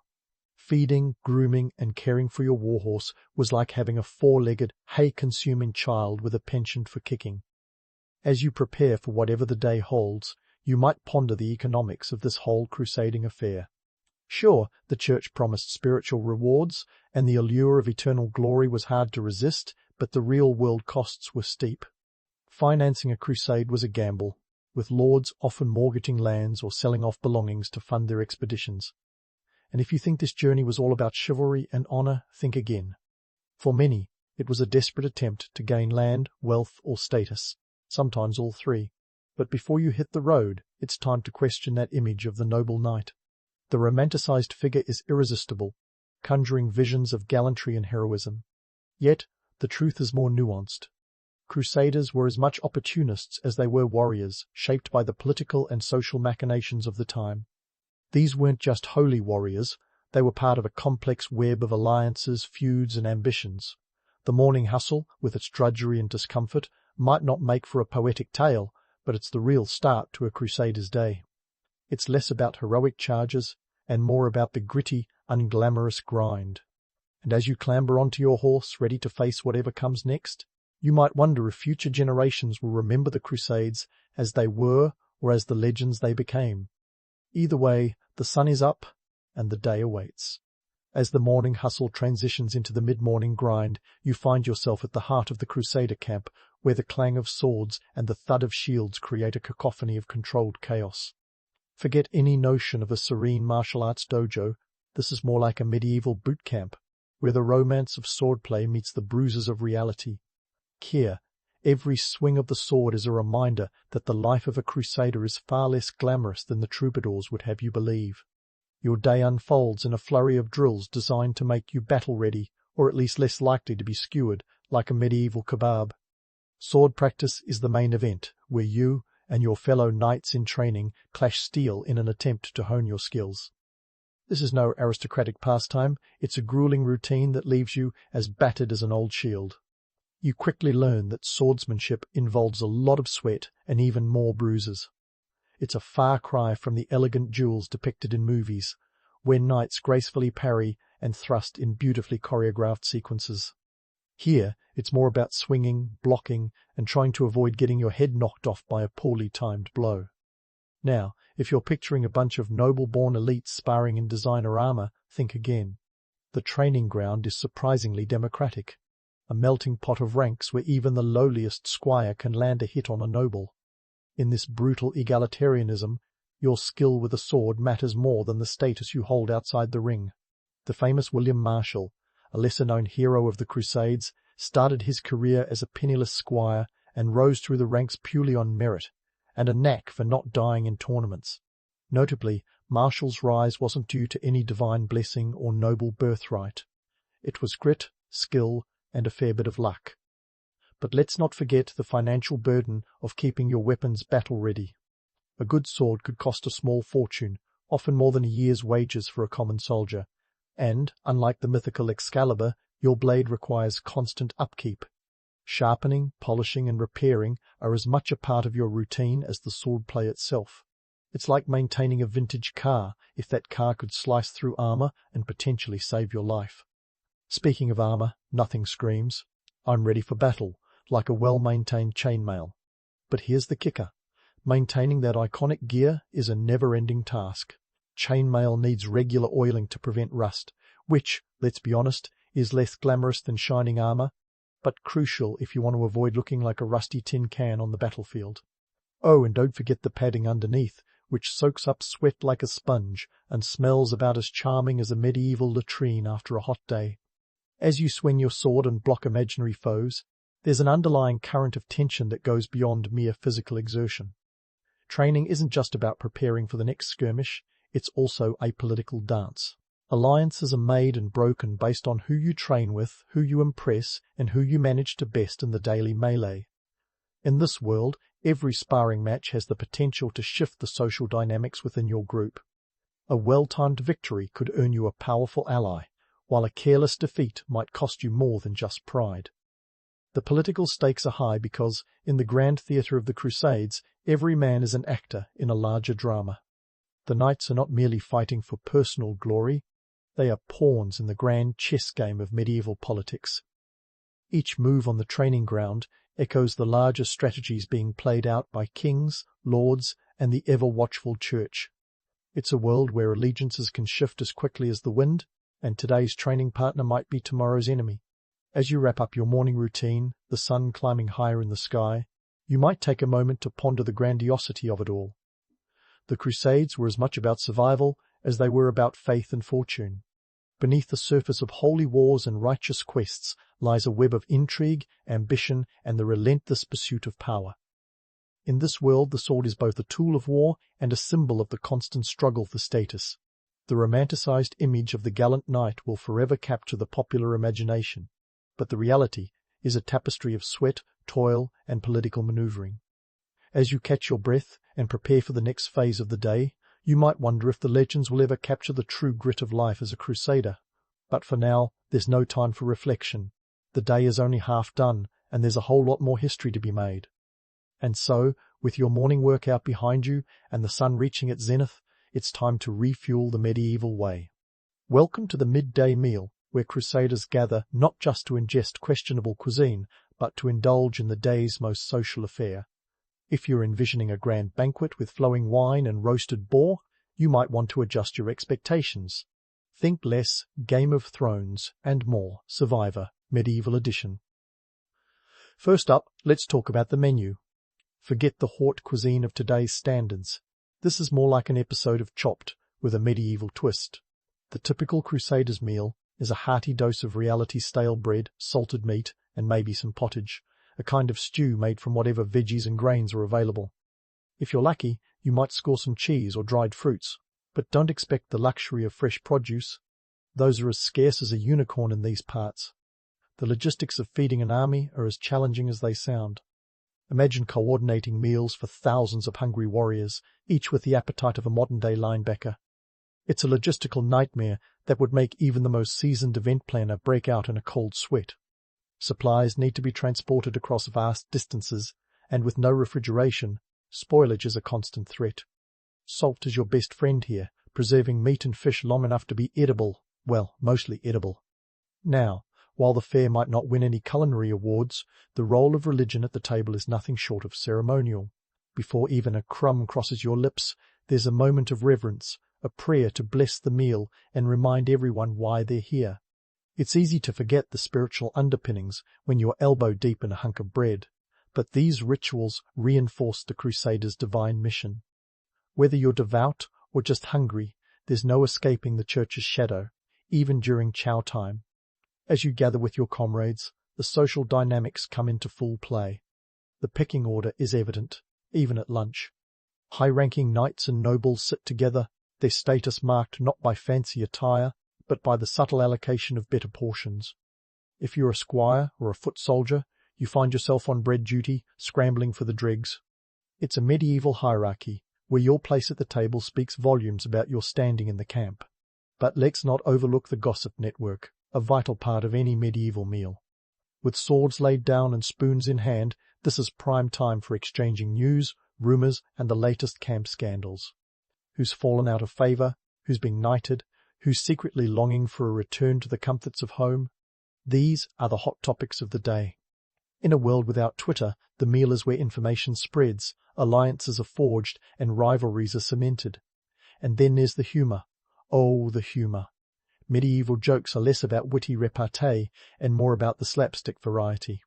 Picture jesters and minstrels serenading the crowd with bawdy tales, their humour as sharp as a knight's sword. It's a welcome distraction from the harsh realities of crusading life. Laughter echoes across the camp, a reminder that even in the midst of holy wars, the human spirit finds solace in the absurd. Of course, not every meal is a jovial affair. Sometimes the tension is as thick as the pottage, especially when resources are low and tempers high. The pressure of constant campaigning can turn even the most amiable knight into a grumpy bear. Disputes over food rations can spark arguments, and in some cases, the camaraderie of the table can devolve into heated debates. It's a delicate balance. One wrong word, and lunch could turn into a medieval brawl. As you chew through your midday meal, consider the broader implications of this gathering. It's not just about sustenance, it's a microcosm of the Crusader experience. Here, the ideals of chivalry, camaraderie, and faith collide with the stark realities of medieval warfare. The table becomes a stage where the drama of the Crusades plays out in miniature, each meal a chapter in the ongoing saga. And while the fare might be humble, the company is anything but. You're surrounded by men who will one day be immortalized in song and story, their deeds celebrated long after the last crumb is devoured. This is the crucible of history, where legends are forged and the mundane meets the monumental. As the meal winds down and the sun begins its descent, you might reflect on the paradox of the Crusades. Here, in the midst of conflict and conquest, the simple act of sharing a meal takes on profound significance. It's a reminder that even in the darkest times, the bonds of fellowship endure. But don't get too comfortable. The day is far from over. The journey continues, and with it, the unending march of history. As you rise from the table, ready to face whatever challenges lie ahead, remember that each meal is a testament to the resilience of those who came before. And as future generations feast on tales of glory and valor, you can say you were there, right in the thick of it, living the legend and the reality. And just as the last crust of bread disappears and the chatter fades, it's time to swap the spoon for a sword and get back to business. The afternoon is calling, and it's not with the sweet whisper of a nap. Nope, it's more like the gruff bark of a sergeant reminding you that the Crusades were less about valorous charges and more about the painstaking logistics of keeping an army from collapsing under its own weight. So, what's on the agenda for the post-lunch hustle? Picture this: patrols and fortifications. Forget the image of knights galloping across sun-drenched meadows. This is about trudging through dust and sweat to ensure your castle stands firm against any would-be invaders. You see, castles weren't just stone-cold symbols of power. They were crucial military hubs, and maintaining them was as draining as a modern-day mortgage on a fixer-upper. First, let's talk distances. When you're a Crusader, walking is your new best friend. A typical patrol could cover anywhere from 10 to 20 miles a day, depending on the terrain and the threat level. And if you think that's a leisurely medieval stroll, think again. You're lugging around armor that weighs more than a small child, and weapons that are as awkward as a bad first date. It's a workout that would make even the most dedicated CrossFit enthusiast sweat bullets. But why all the patrolling? Well, contrary to popular belief, the Crusades weren't just about charging the enemy lines. They were also about controlling territory, and that meant keeping an eagle eye on the lay of the land. Patrols were crucial for gathering intelligence, checking for enemy movements, and ensuring supply lines remained open. Think of it as the medieval equivalent of scrolling through your social media feed to stay updated, minus the cat memes. Now, about those castles. A fortress wasn't just a place to hang your helmet. It was a linchpin in the grand strategy of crusading. Each stronghold needed constant upkeep, from repairing weather-beaten walls to ensuring the drawbridge didn't decide to have a mid-battle breakdown. And let's not even get started on the cost. Some castles, like cracked de chevaliers in modern-day Syria, required a small fortune to maintain, with repair costs running into the hundreds of pounds, an eye-watering sum when you consider the average knight earned around £2 a year. And speaking of money, here's the economic reality check. Maintaining a military presence was an expense that could bankrupt even the most affluent lord. The costs of garrisoning troops, supplying food, and keeping everyone in decent chainmail could drain coffers faster than you can say, Deus vult. Lords sometimes resorted to taxing their vassals to the hilt, straining relationships back home. It's a classic case of robbing Peter to pay Paul, with the added twist of doing it all in the name of holy conquest. As you slog through the afternoon's duties, you might start to question the myth of the fearless, glory-seeking knight. Sure, tales of daring-do make for great storytelling, but the truth is more mundane. Knights often weighed the risks of battle against the strategic necessity. Charging into a fight without a plan wasn't brave, it was reckless. The real heroes were often the strategists who understood that sometimes discretion was the better part of valor. Take the legendary Richard the Lionheart, who was as much a shrewd tactician as he was a warrior. His campaigns were marked by careful planning and strategic retreats, not mindless charges. And don't forget the knight's trusty steeds, those noble war horses that seemed to gallop straight out of a fairy tale. In reality, they were more like high-maintenance sports cars, requiring constant feeding, grooming, and shelter. The logistics of moving cavalry across vast distances were a nightmare, with horses needing rest and sustenance at regular intervals. It's a good reminder that behind every romantic image of a knight on horseback is a stable hand muttering about hay prices. As the sun starts its slow descent, casting long shadows over the camp, you might reflect on the sheer scale of the endeavour. The Crusades were as much a test of endurance as they were of faith and valour. For every knight charging into legend, there were countless others tasked with the thankless job of keeping the whole enterprise afloat. It's a reminder that history's grand narratives often overlook the unsung heroes, the logistical masterminds who kept the wheels turning even as the poets sang of glory.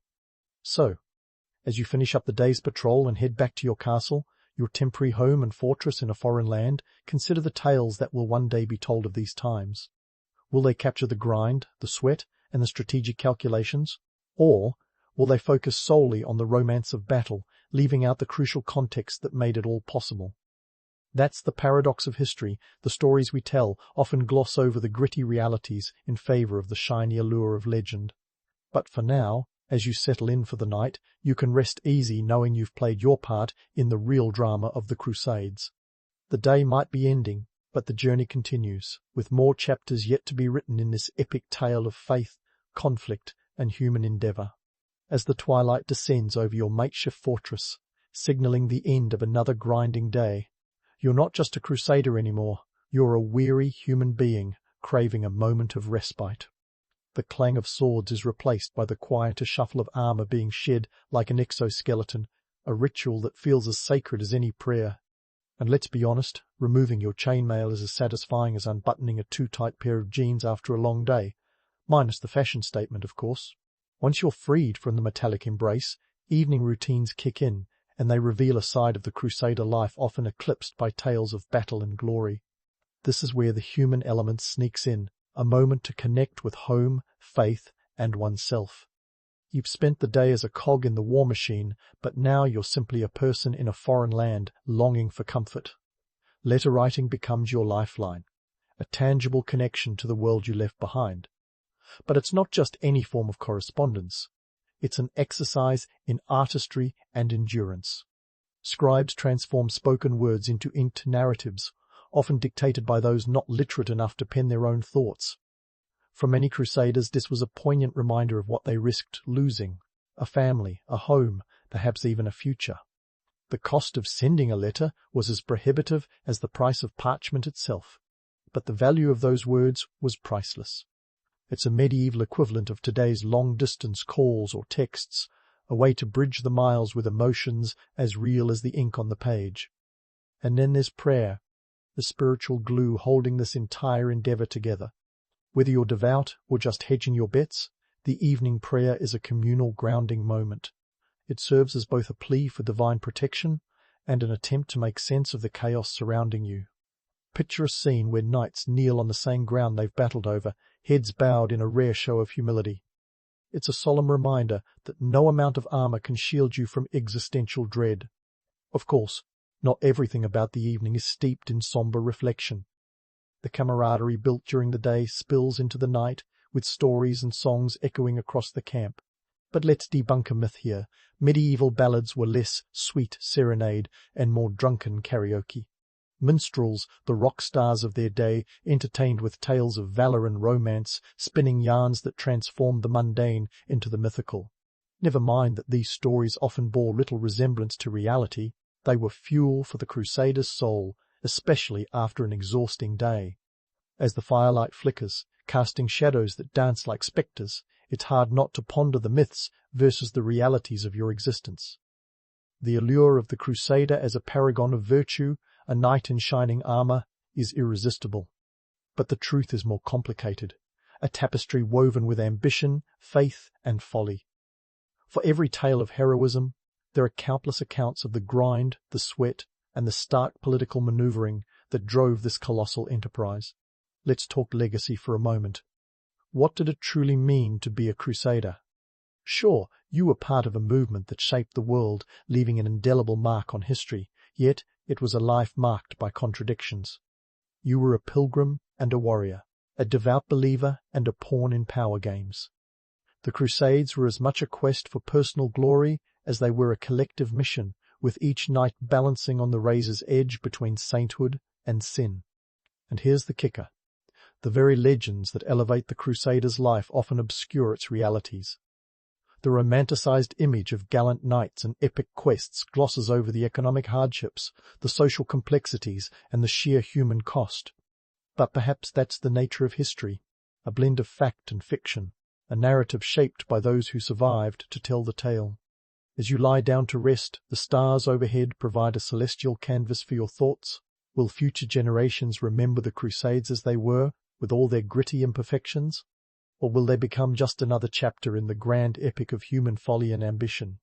Either way, you've played your part in a story that's as much about human nature as it is about holy wars. So, as the camp settles into a quiet hum and sleep beckons, take solace in knowing that you've contributed to a saga far greater than yourself. The day ends, but the echoes of your actions will reverberate through time. In the end, the Crusades were more than just a series of battles. They were a testament to the enduring complexity of human endeavor. And as you drift into dreams, remember that history is not just about the legends we create, but the truths we uncover. Warsaw in the 1930s was like a bustling beehive of contradictions. On one hand, you had this vibrant city, a cultural melting pot where jazz clubs were hopping and artists thrived. On the other, there was a storm brewing on the horizon, and it wasn't just the unpredictable Polish weather. With Europe on the brink of a seismic shift, thanks to the rise of Nazi Germany, Warsaw was caught in a complex web of politics, social change, and, let's be honest, a fair bit of chaos. Enter Irena Sendler, who at first glance might have seemed like just another bureaucrat shuffling papers in the vast Polish social welfare system. Born on February 15, 1910 in Warsaw, Irena was raised in an environment that valued compassion and solidarity. Her father, a doctor, instilled in her a sense of duty to help those in need, a belief that would become her guiding star. But before we get to the daring feats of wartime heroism, let's talk about the decidedly less glamorous beginnings of her career. In the early 1930s, Irena found herself knee-deep in the bureaucratic trenches. She worked for the Warsaw Department of Social Welfare and Public Health, a job that was about as thrilling as watching paint dry. Yet this role was crucial. It was here she learned the ins and outs of navigating a system that was more tangled than a bowl of spaghetti. Poland in the 1930s wasn't just dealing with its own internal issues, it was also facing external pressures. The spectre of Nazi Germany loomed large, and anti-Semitic sentiments were on the rise. For someone like Irena, who believed in equality and justice, these were troubling times. She was known for her fiery spirit and wasn't afraid to challenge the status quo, even if it meant stepping on a few toes, or more likely, entire feet, within her bureaucratic circles. Now, let's talk numbers. Poland was home to about 3.3 million Jews before World War II, making up roughly 10% of the population. Warsaw had the largest Jewish community in Europe, second only to New York City worldwide. The social and political dynamics were complex, to put it mildly. The city was a microcosm of broader European tensions, with economic struggles and political instability stirring the pot. Irena wasn't one to sit quietly while injustice unfolded. She might have started her career pushing pencils, but she was already pushing boundaries. Her early work involved improving living conditions for the poor, which often brought her into contact with the Jewish community. This was more than just a job for Irena, it was a calling. She saw firsthand the challenges faced by marginalized groups and was determined to do something about it. Despite the mundane nature of her early career, Irena's resolve was anything but ordinary. She was like a detective in the world of social work, always looking for clues and connections that could make a difference. She understood that bureaucracy, while often a quagmire of red tape, could also be a powerful tool for change if wielded correctly. And wield it she did. Behind the scenes, Irena was building networks and relationships that would later prove invaluable. She was the kind of person who knew how to get things done, even if it meant bending or occasionally breaking. A few rules. Her ability to navigate the labyrinthine corridors of power with a mix of charm and tenacity was legendary. In many ways, her early years in the civil service were like a boot camp for the challenges that lay ahead. While the political climate in Poland grew increasingly tense, Irena maintained her focus on social justice. She wasn't particularly impressed by titles or hierarchies, she was more interested in results. This mindset sometimes ruffled feathers, but it also earned her respect. Her colleagues knew that when Irena was on the case, things would get done. Of course, the 1930s were also a time of personal growth for Irena. She was a woman of her era, yet ahead of her time. She didn't just talk the talk, she walked the walk, often quite literally, as she trekked across the city to see her initiatives in action. It was during these formative years that she honed the skills that would later make her a wartime hero: resourcefulness, courage, and a knack for seeing through the noise to what really mattered. These were the qualities that defined her. But let's not get too far ahead of ourselves. For now, Irena was still in the thick of Warsaw's bureaucratic maze, learning the ropes and preparing for what would come next. Her early career might not have been the stuff of legend, but it laid a crucial foundation. In a world teetering on the edge of disaster, Irena Sendler was quietly preparing for her moment to shine. Little did she know the skills she was acquiring, like patience, perseverance, and a profound understanding of human nature, would soon be put to the ultimate test. As Irena waded through the bureaucratic swamp of 1930s Warsaw, the city around her was morphing into a place that would soon become synonymous with tragedy and resilience, the Warsaw Ghetto. This wasn't your average neighborhood development. Nope, it was a harsh, grim reality, a solution. Imposed by Nazi Germany that corralled over 400,000 Jews into a section of the city that covered just 1.3 square miles. If you're doing the math, that's more packed than sardines in a tin. And unlike sardines, these humans faced starvation, disease, and the constant threat of deportation to extermination camps. Now, here's where Irena Sendler steps into her role as the unassuming troublemaker the Nazis wished they could have seen coming. With the ghetto sealed off by a 10-foot-high wall topped with barbed wire, it became a fortress of desperation. But where others saw insurmountable obstacles, Irena saw opportunities for audacious heroics. A bit like a real-life Houdini, she found ways to slip in and out of the ghetto, using methods that were as ingenious as they were risky. Let's talk strategy. Irena, with her paperwork-shuffling background, was no stranger to the power of a good disguise. She leveraged her position in the social welfare department to gain access to the ghetto under the guise of inspecting sanitary conditions. Her real mission? Smuggling out Jewish children? And forget about dashing capes and secret tunnels. Her toolkit was far more mundane: toolboxes, ambulances, and even coffins. Yes, you heard that right, coffins. Because who on earth would question a coffin leaving a place of mass death? Her dark humor and creativity knew no bounds. Now, about those toolboxes. Imagine a child small enough to fit inside a carpenter's toolbox. Irena would smuggle them out that way, a maneuver that makes modern-day life hacks look like amateur hour. And when a toolbox wouldn't cut it, she'd use a burlap sack or even a potato sack. Not exactly cozy accommodations, but when your other option is a Nazi death camp, You take what you can get. The ambulances were another masterpiece of deception. Irena, along with her network of accomplices, would pretend to transport the sick and dead. In reality, they were shuttling children to safety, hiding them beneath stretchers or within hidden compartments. These ambulances became rolling lifeboats in a sea of chaos, each journey a perilous dance with death. If caught, the consequences would be dire execution, not just for Irena, but for the children and anyone else involved. Yet, she persisted, driven by an unshakable moral compass that pointed due north, straight toward justice. It's easy to romanticize such bravery, to imagine Irena as a fearless heroine in a cloak-and-dagger novel. But let's not kid ourselves, this was terrifying work. The Gestapo was no joke, and Irena had a proverbial sword of Damocles hanging over her every time she set foot in the ghetto. In fact, the risk was so high that a single slip-up could have brought her entire operation crashing down. She had to be meticulous, constantly adapting her methods to outsmart the ever-watchful eyes of her oppressors. Speaking of eyes, Irena's operation required all hands-on-deck collaboration. Her network, known as Egota, was a group of Polish resistance fighters who shared her vision of a more equitable world. They coordinated fake documents, safe houses, and new identities for the children she rescued. The logistics alone would make a modern-day project manager sweat bullets. And this was in an era without smartphones, email, or any of the conveniences that make coordination seem almost trivial today.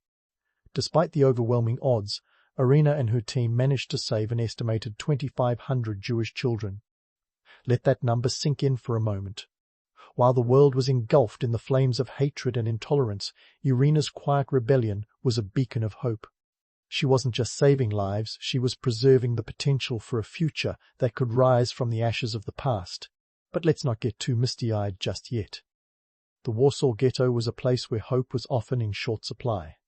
Conditions were abysmal, food was scarce, and disease was rampant. The Nazis allocated a meagre 194 calories per day for Jews, a starvation diet by any standard. It was a cruel, calculated measure designed to break the spirit of the ghetto's inhabitants. Yet, in this crucible of despair, Irena's actions, and those of others like her, were acts of defiance that lit tiny sparks of resistance. Irena Sendler's story is a testament to the fact that heroism doesn't always wear a cape or come with a dramatic soundtrack. Sometimes it looks like a woman with a toolbox, an oversized trench coat, and a heart full of courage. It's the kind of real-life drama that Hollywood tries to emulate but rarely captures in its full complexity. Irena's legacy is not just in the lives she saved, but in the reminder that even in humanity's darkest hours, there are those who refuse to let the light of compassion be extinguished. As we peel back the layers of her story, one thing becomes clear. Irena's resolve was as unyielding as it was inspiring. She was willing to risk everything, not for glory or recognition, but because she believed in the fundamental worth of every human being. Her actions were a direct challenge to the dehumanizing ideology of the Nazis, a slap in the face to those who thought they could extinguish the Jewish people without consequence. But don't tune out just yet. We're only scratching the surface of Irena's incredible journey. The stakes were high and the game was deadly, but she played it with unmatched cunning and heart. So, stay with me as we continue to explore the life and legacy of this remarkable woman whose courage in the face of unimaginable danger remains a beacon of hope in a world that often feels like it's teetering on the edge of chaos. The story doesn't end here. It's just getting started. So, as we dive deeper into the whirlwind that was Irena Sendler's life, let's clear up some of the Hollywood gloss that often sticks to her story like a bad sequel. Sure, sneaking kids out of a ghetto in toolboxes sounds like a plot twist that Netflix would drool over, but the reality was grittier and, frankly, far more human. First, let's talk about the Gestapo, the not-so-friendly neighborhood watch of the Nazi regime. These guys were about as subtle as a sledgehammer, and they weren't exactly known for their warm and fuzzy interrogation techniques. Irena's work was always under the Damoclesian threat of their discovery, and discover her they did. On October 20, 1943. She was arrested and thrown into Pauwiak prison, a place where nightmares went to have nightmares. Now, if you're imagining a quick escape or a daring rescue, hold your horses. The Gestapo wasn't running a charity, and they were keen on extracting every ounce of information from Irena about Swegota and the network she was part of. They tortured her brutally, breaking her feet and legs, a chilling reminder that heroism often comes with a gruesome price. But here's where Irena's story takes a turn that even the best screenwriters couldn't have seen coming. She didn't break. Despite the unimaginable pain, she refused to give up the names of her comrades or the children she had saved. It's tempting to paint Irena as an indestructible superwoman, but let's not forget she was human, just an extraordinary one. Her resistance was a testament to her steel-willed determination, not some mythical superpower. And that determination was shared by her colleagues in Yegota, an organization that was as diverse as it was dedicated. They were Jews, Catholics, socialists, and nationalists, united by a common goal to resist Nazi oppression. Yegota was less a monolithic entity and more a patchwork quilt of defiance, stitched together by shared humanity. In the shadowy world of resistance work, day-to-day life was less about dashing heroics and more about the mundane grind of logistics, coordinating safe houses, forging documents, and ensuring the children had new identities. It was an operation that required precision and nerves of steel. Imagine the stress of planning a surprise party, but the surprise is life or death, and the guests are Nazis looking to crash it. The myth often glosses over just how vast and interconnected the resistance network was. Irena might have been the face of the operation, but she was supported by countless others who risked their necks every day. From the couriers who dodged German patrols to deliver messages, to the families who hid children despite the threat of execution, it was a collective effort that showcased the best of humanity amidst the worst. Let's pause to appreciate the sheer scale of what they achieved. While Irena is credited with saving around 2,500 children, Yegota as a whole managed to rescue thousands more. The Nazis had earmarked these children for extermination, yet here they were, carving out new lives, thanks to the audacity of their rescuers. It's often said that it takes a village to raise a child. In this case, it took an underground army to save them. And then there's the economic context. Money wasn't just tight, it was practically non-existent. Yegota operated on a shoestring budget, relying on donations from sympathetic Poles and funds smuggled from abroad. They had to be financially savvy. Think of them as the fiscal ninjas of the resistance, stretching every zloty like it was their last. But back to Irena's incarceration at Pawiak. As she languished in that dank prison cell, the spectre of execution loomed large. The Gestapo wasn't known for its leniency, and Irena knew her days could be numbered. Yet, in a twist that would make any thriller enthusiast's heart race, her friends in Yegota managed to bribe a German guard to secure her release. Just like that, Irena slipped through the fingers of the Gestapo, vanishing into the shadows to continue her work. The story of Irena Sendler reminds us that the line between myth and reality is often blurred. Yes, the legend is romantic, filled with cloak-and-dagger escapades that thrill the imagination. But the truth is even more powerful. It speaks to the resilience of the human spirit, the capacity for courage in the face of overwhelming odds, and the relentless pursuit of justice. As we continue to peel back the layers of her story, remember that Irena's legacy isn't just about the children she saved or the network she built. It's about the enduring power of hope and the unyielding resolve to fight for what's right, even when the world seems determined to prove otherwise. The myth may captivate, but the reality? That's where the true magic lies. Stick around. There's more to uncover in this tale of bravery, grit, and the kind of tenacity that refuses to be snuffed out. And so, as Irena Sendler slipped away from the Gestapo's grasp, a masterclass in Houdini-esque escapes if there ever was one, the world around her was shifting yet again. The post-war landscape of Poland was a whole new ball game, and not the fun kind with peanuts and crackerjacks. We're talking about a country in the grip of communist rule, where the promise of liberation was quickly overshadowed by the grey blanket of Soviet influence. Freedom was a bit like a mirage, visible from afar, but somehow always out of reach. The post-war period in Poland wasn't just about rebuilding cities, it was about reconstructing identities. For Irena, this meant navigating a society that was now under the watchful eye of a new set of oppressors. The communists had replaced the Nazis, and while their methods were different, the atmosphere of control and fear was all too familiar. It was a time of purges and paranoia, where being on the wrong side of the ideological fence could land you in hot water, or worse. Now, you'd think someone like Irena, who had displayed enough courage to make your average Marvel superhero look like a couch potato, would be celebrated as a national hero, right? Well, not quite. The communists weren't exactly keen on promoting stories of Polish resistance that didn't align with their narrative. The Polish underground movements, including Kogota, were largely downplayed or ignored in favor of tales that glorified the Soviet Union's role in defeating the Nazis. It was a selective history lesson where inconvenient truths were swept under the rug faster than you could say propaganda.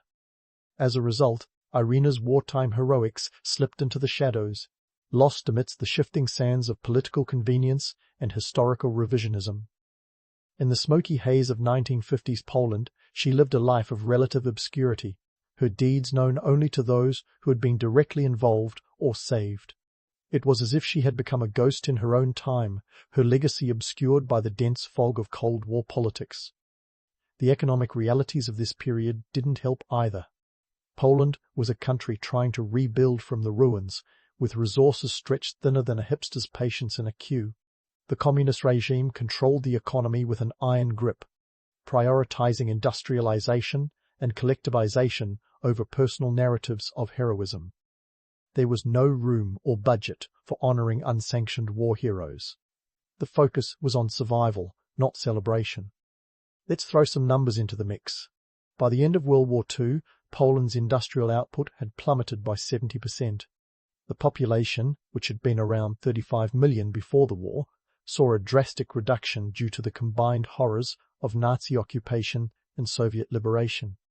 People were more concerned with putting bread on the table than with honoring past glories. In this climate, Irena's contributions, as monumental as they were, became another casualty of the times. But here's the thing about history, it's tenacious. You can try to bury it, but it has a way of clawing its way back to the surface, demanding to be heard. Fast forward to the late 20th century, when a group of Kansas high school students stumbled across Irena's story, and no, this isn't where you start hearing the twang of a country song. Called Life in a Jar, the project was a revelation, bringing Irena's incredible actions into the light of day for a new generation. These students, armed with nothing more than curiosity and a knack for research, dug up the details of Irena's wartime activities. Their project became a sensation, a testament to the fact that sometimes the most extraordinary stories come from the most unlikely places. It was a classic case of David versus Goliath, except this time David was a bunch of teenagers armed with library cards and a desire to right a historical wrong. The rediscovery of Irena Sendler was like finding a trove of hidden treasures in an attic full of dusty old boxes. Suddenly, the world remembered not just a woman, but a movement, a network of brave souls who had risked it all for the sake of saving others. It was a story that resonated across borders and generations, a reminder that courage could be found in the most unexpected corners of history. Thanks to the efforts of these students, Irena's legacy was finally given the attention it deserved. She was showered with awards and honors from around the globe, including Poland's highest distinction, the Order of the White Eagle. And while these accolades were long overdue, they were a powerful affirmation of the timeless truth that heroism knows no expiration date. But let's not get too carried away with the feel-good ending just yet. Irena's story isn't just about accolades. It's about the real impact of her actions. Those 2,500 children she helped rescue, they grew up, had families, and built lives that echoed with the defiance and hope she had sparked within them. It's a legacy that can't be measured in medals or ceremonies, but in the simple, profound continuation of life in the face of death. As we reflect on Irena Sendler's life under communist Poland and the eventual rediscovery of her heroics, it's clear that her story is as much about the resilience of truth as it is about the resilience of the human spirit. Her narrative defies the simplistic binaries of good and evil, hero and villain. It weaves a tapestry of defiance, bravery, and the unyielding belief in the sanctity of human life. So, as we prepare to delve further into the final chapters of Irena's story, let's keep in mind that history is not a static relic of the past. It's a living, breathing entity, full of complexities and contradictions. And sometimes, just sometimes, the stories that get lost in the shuffle are the ones that have the most to teach us about the world and ourselves. Stay tuned.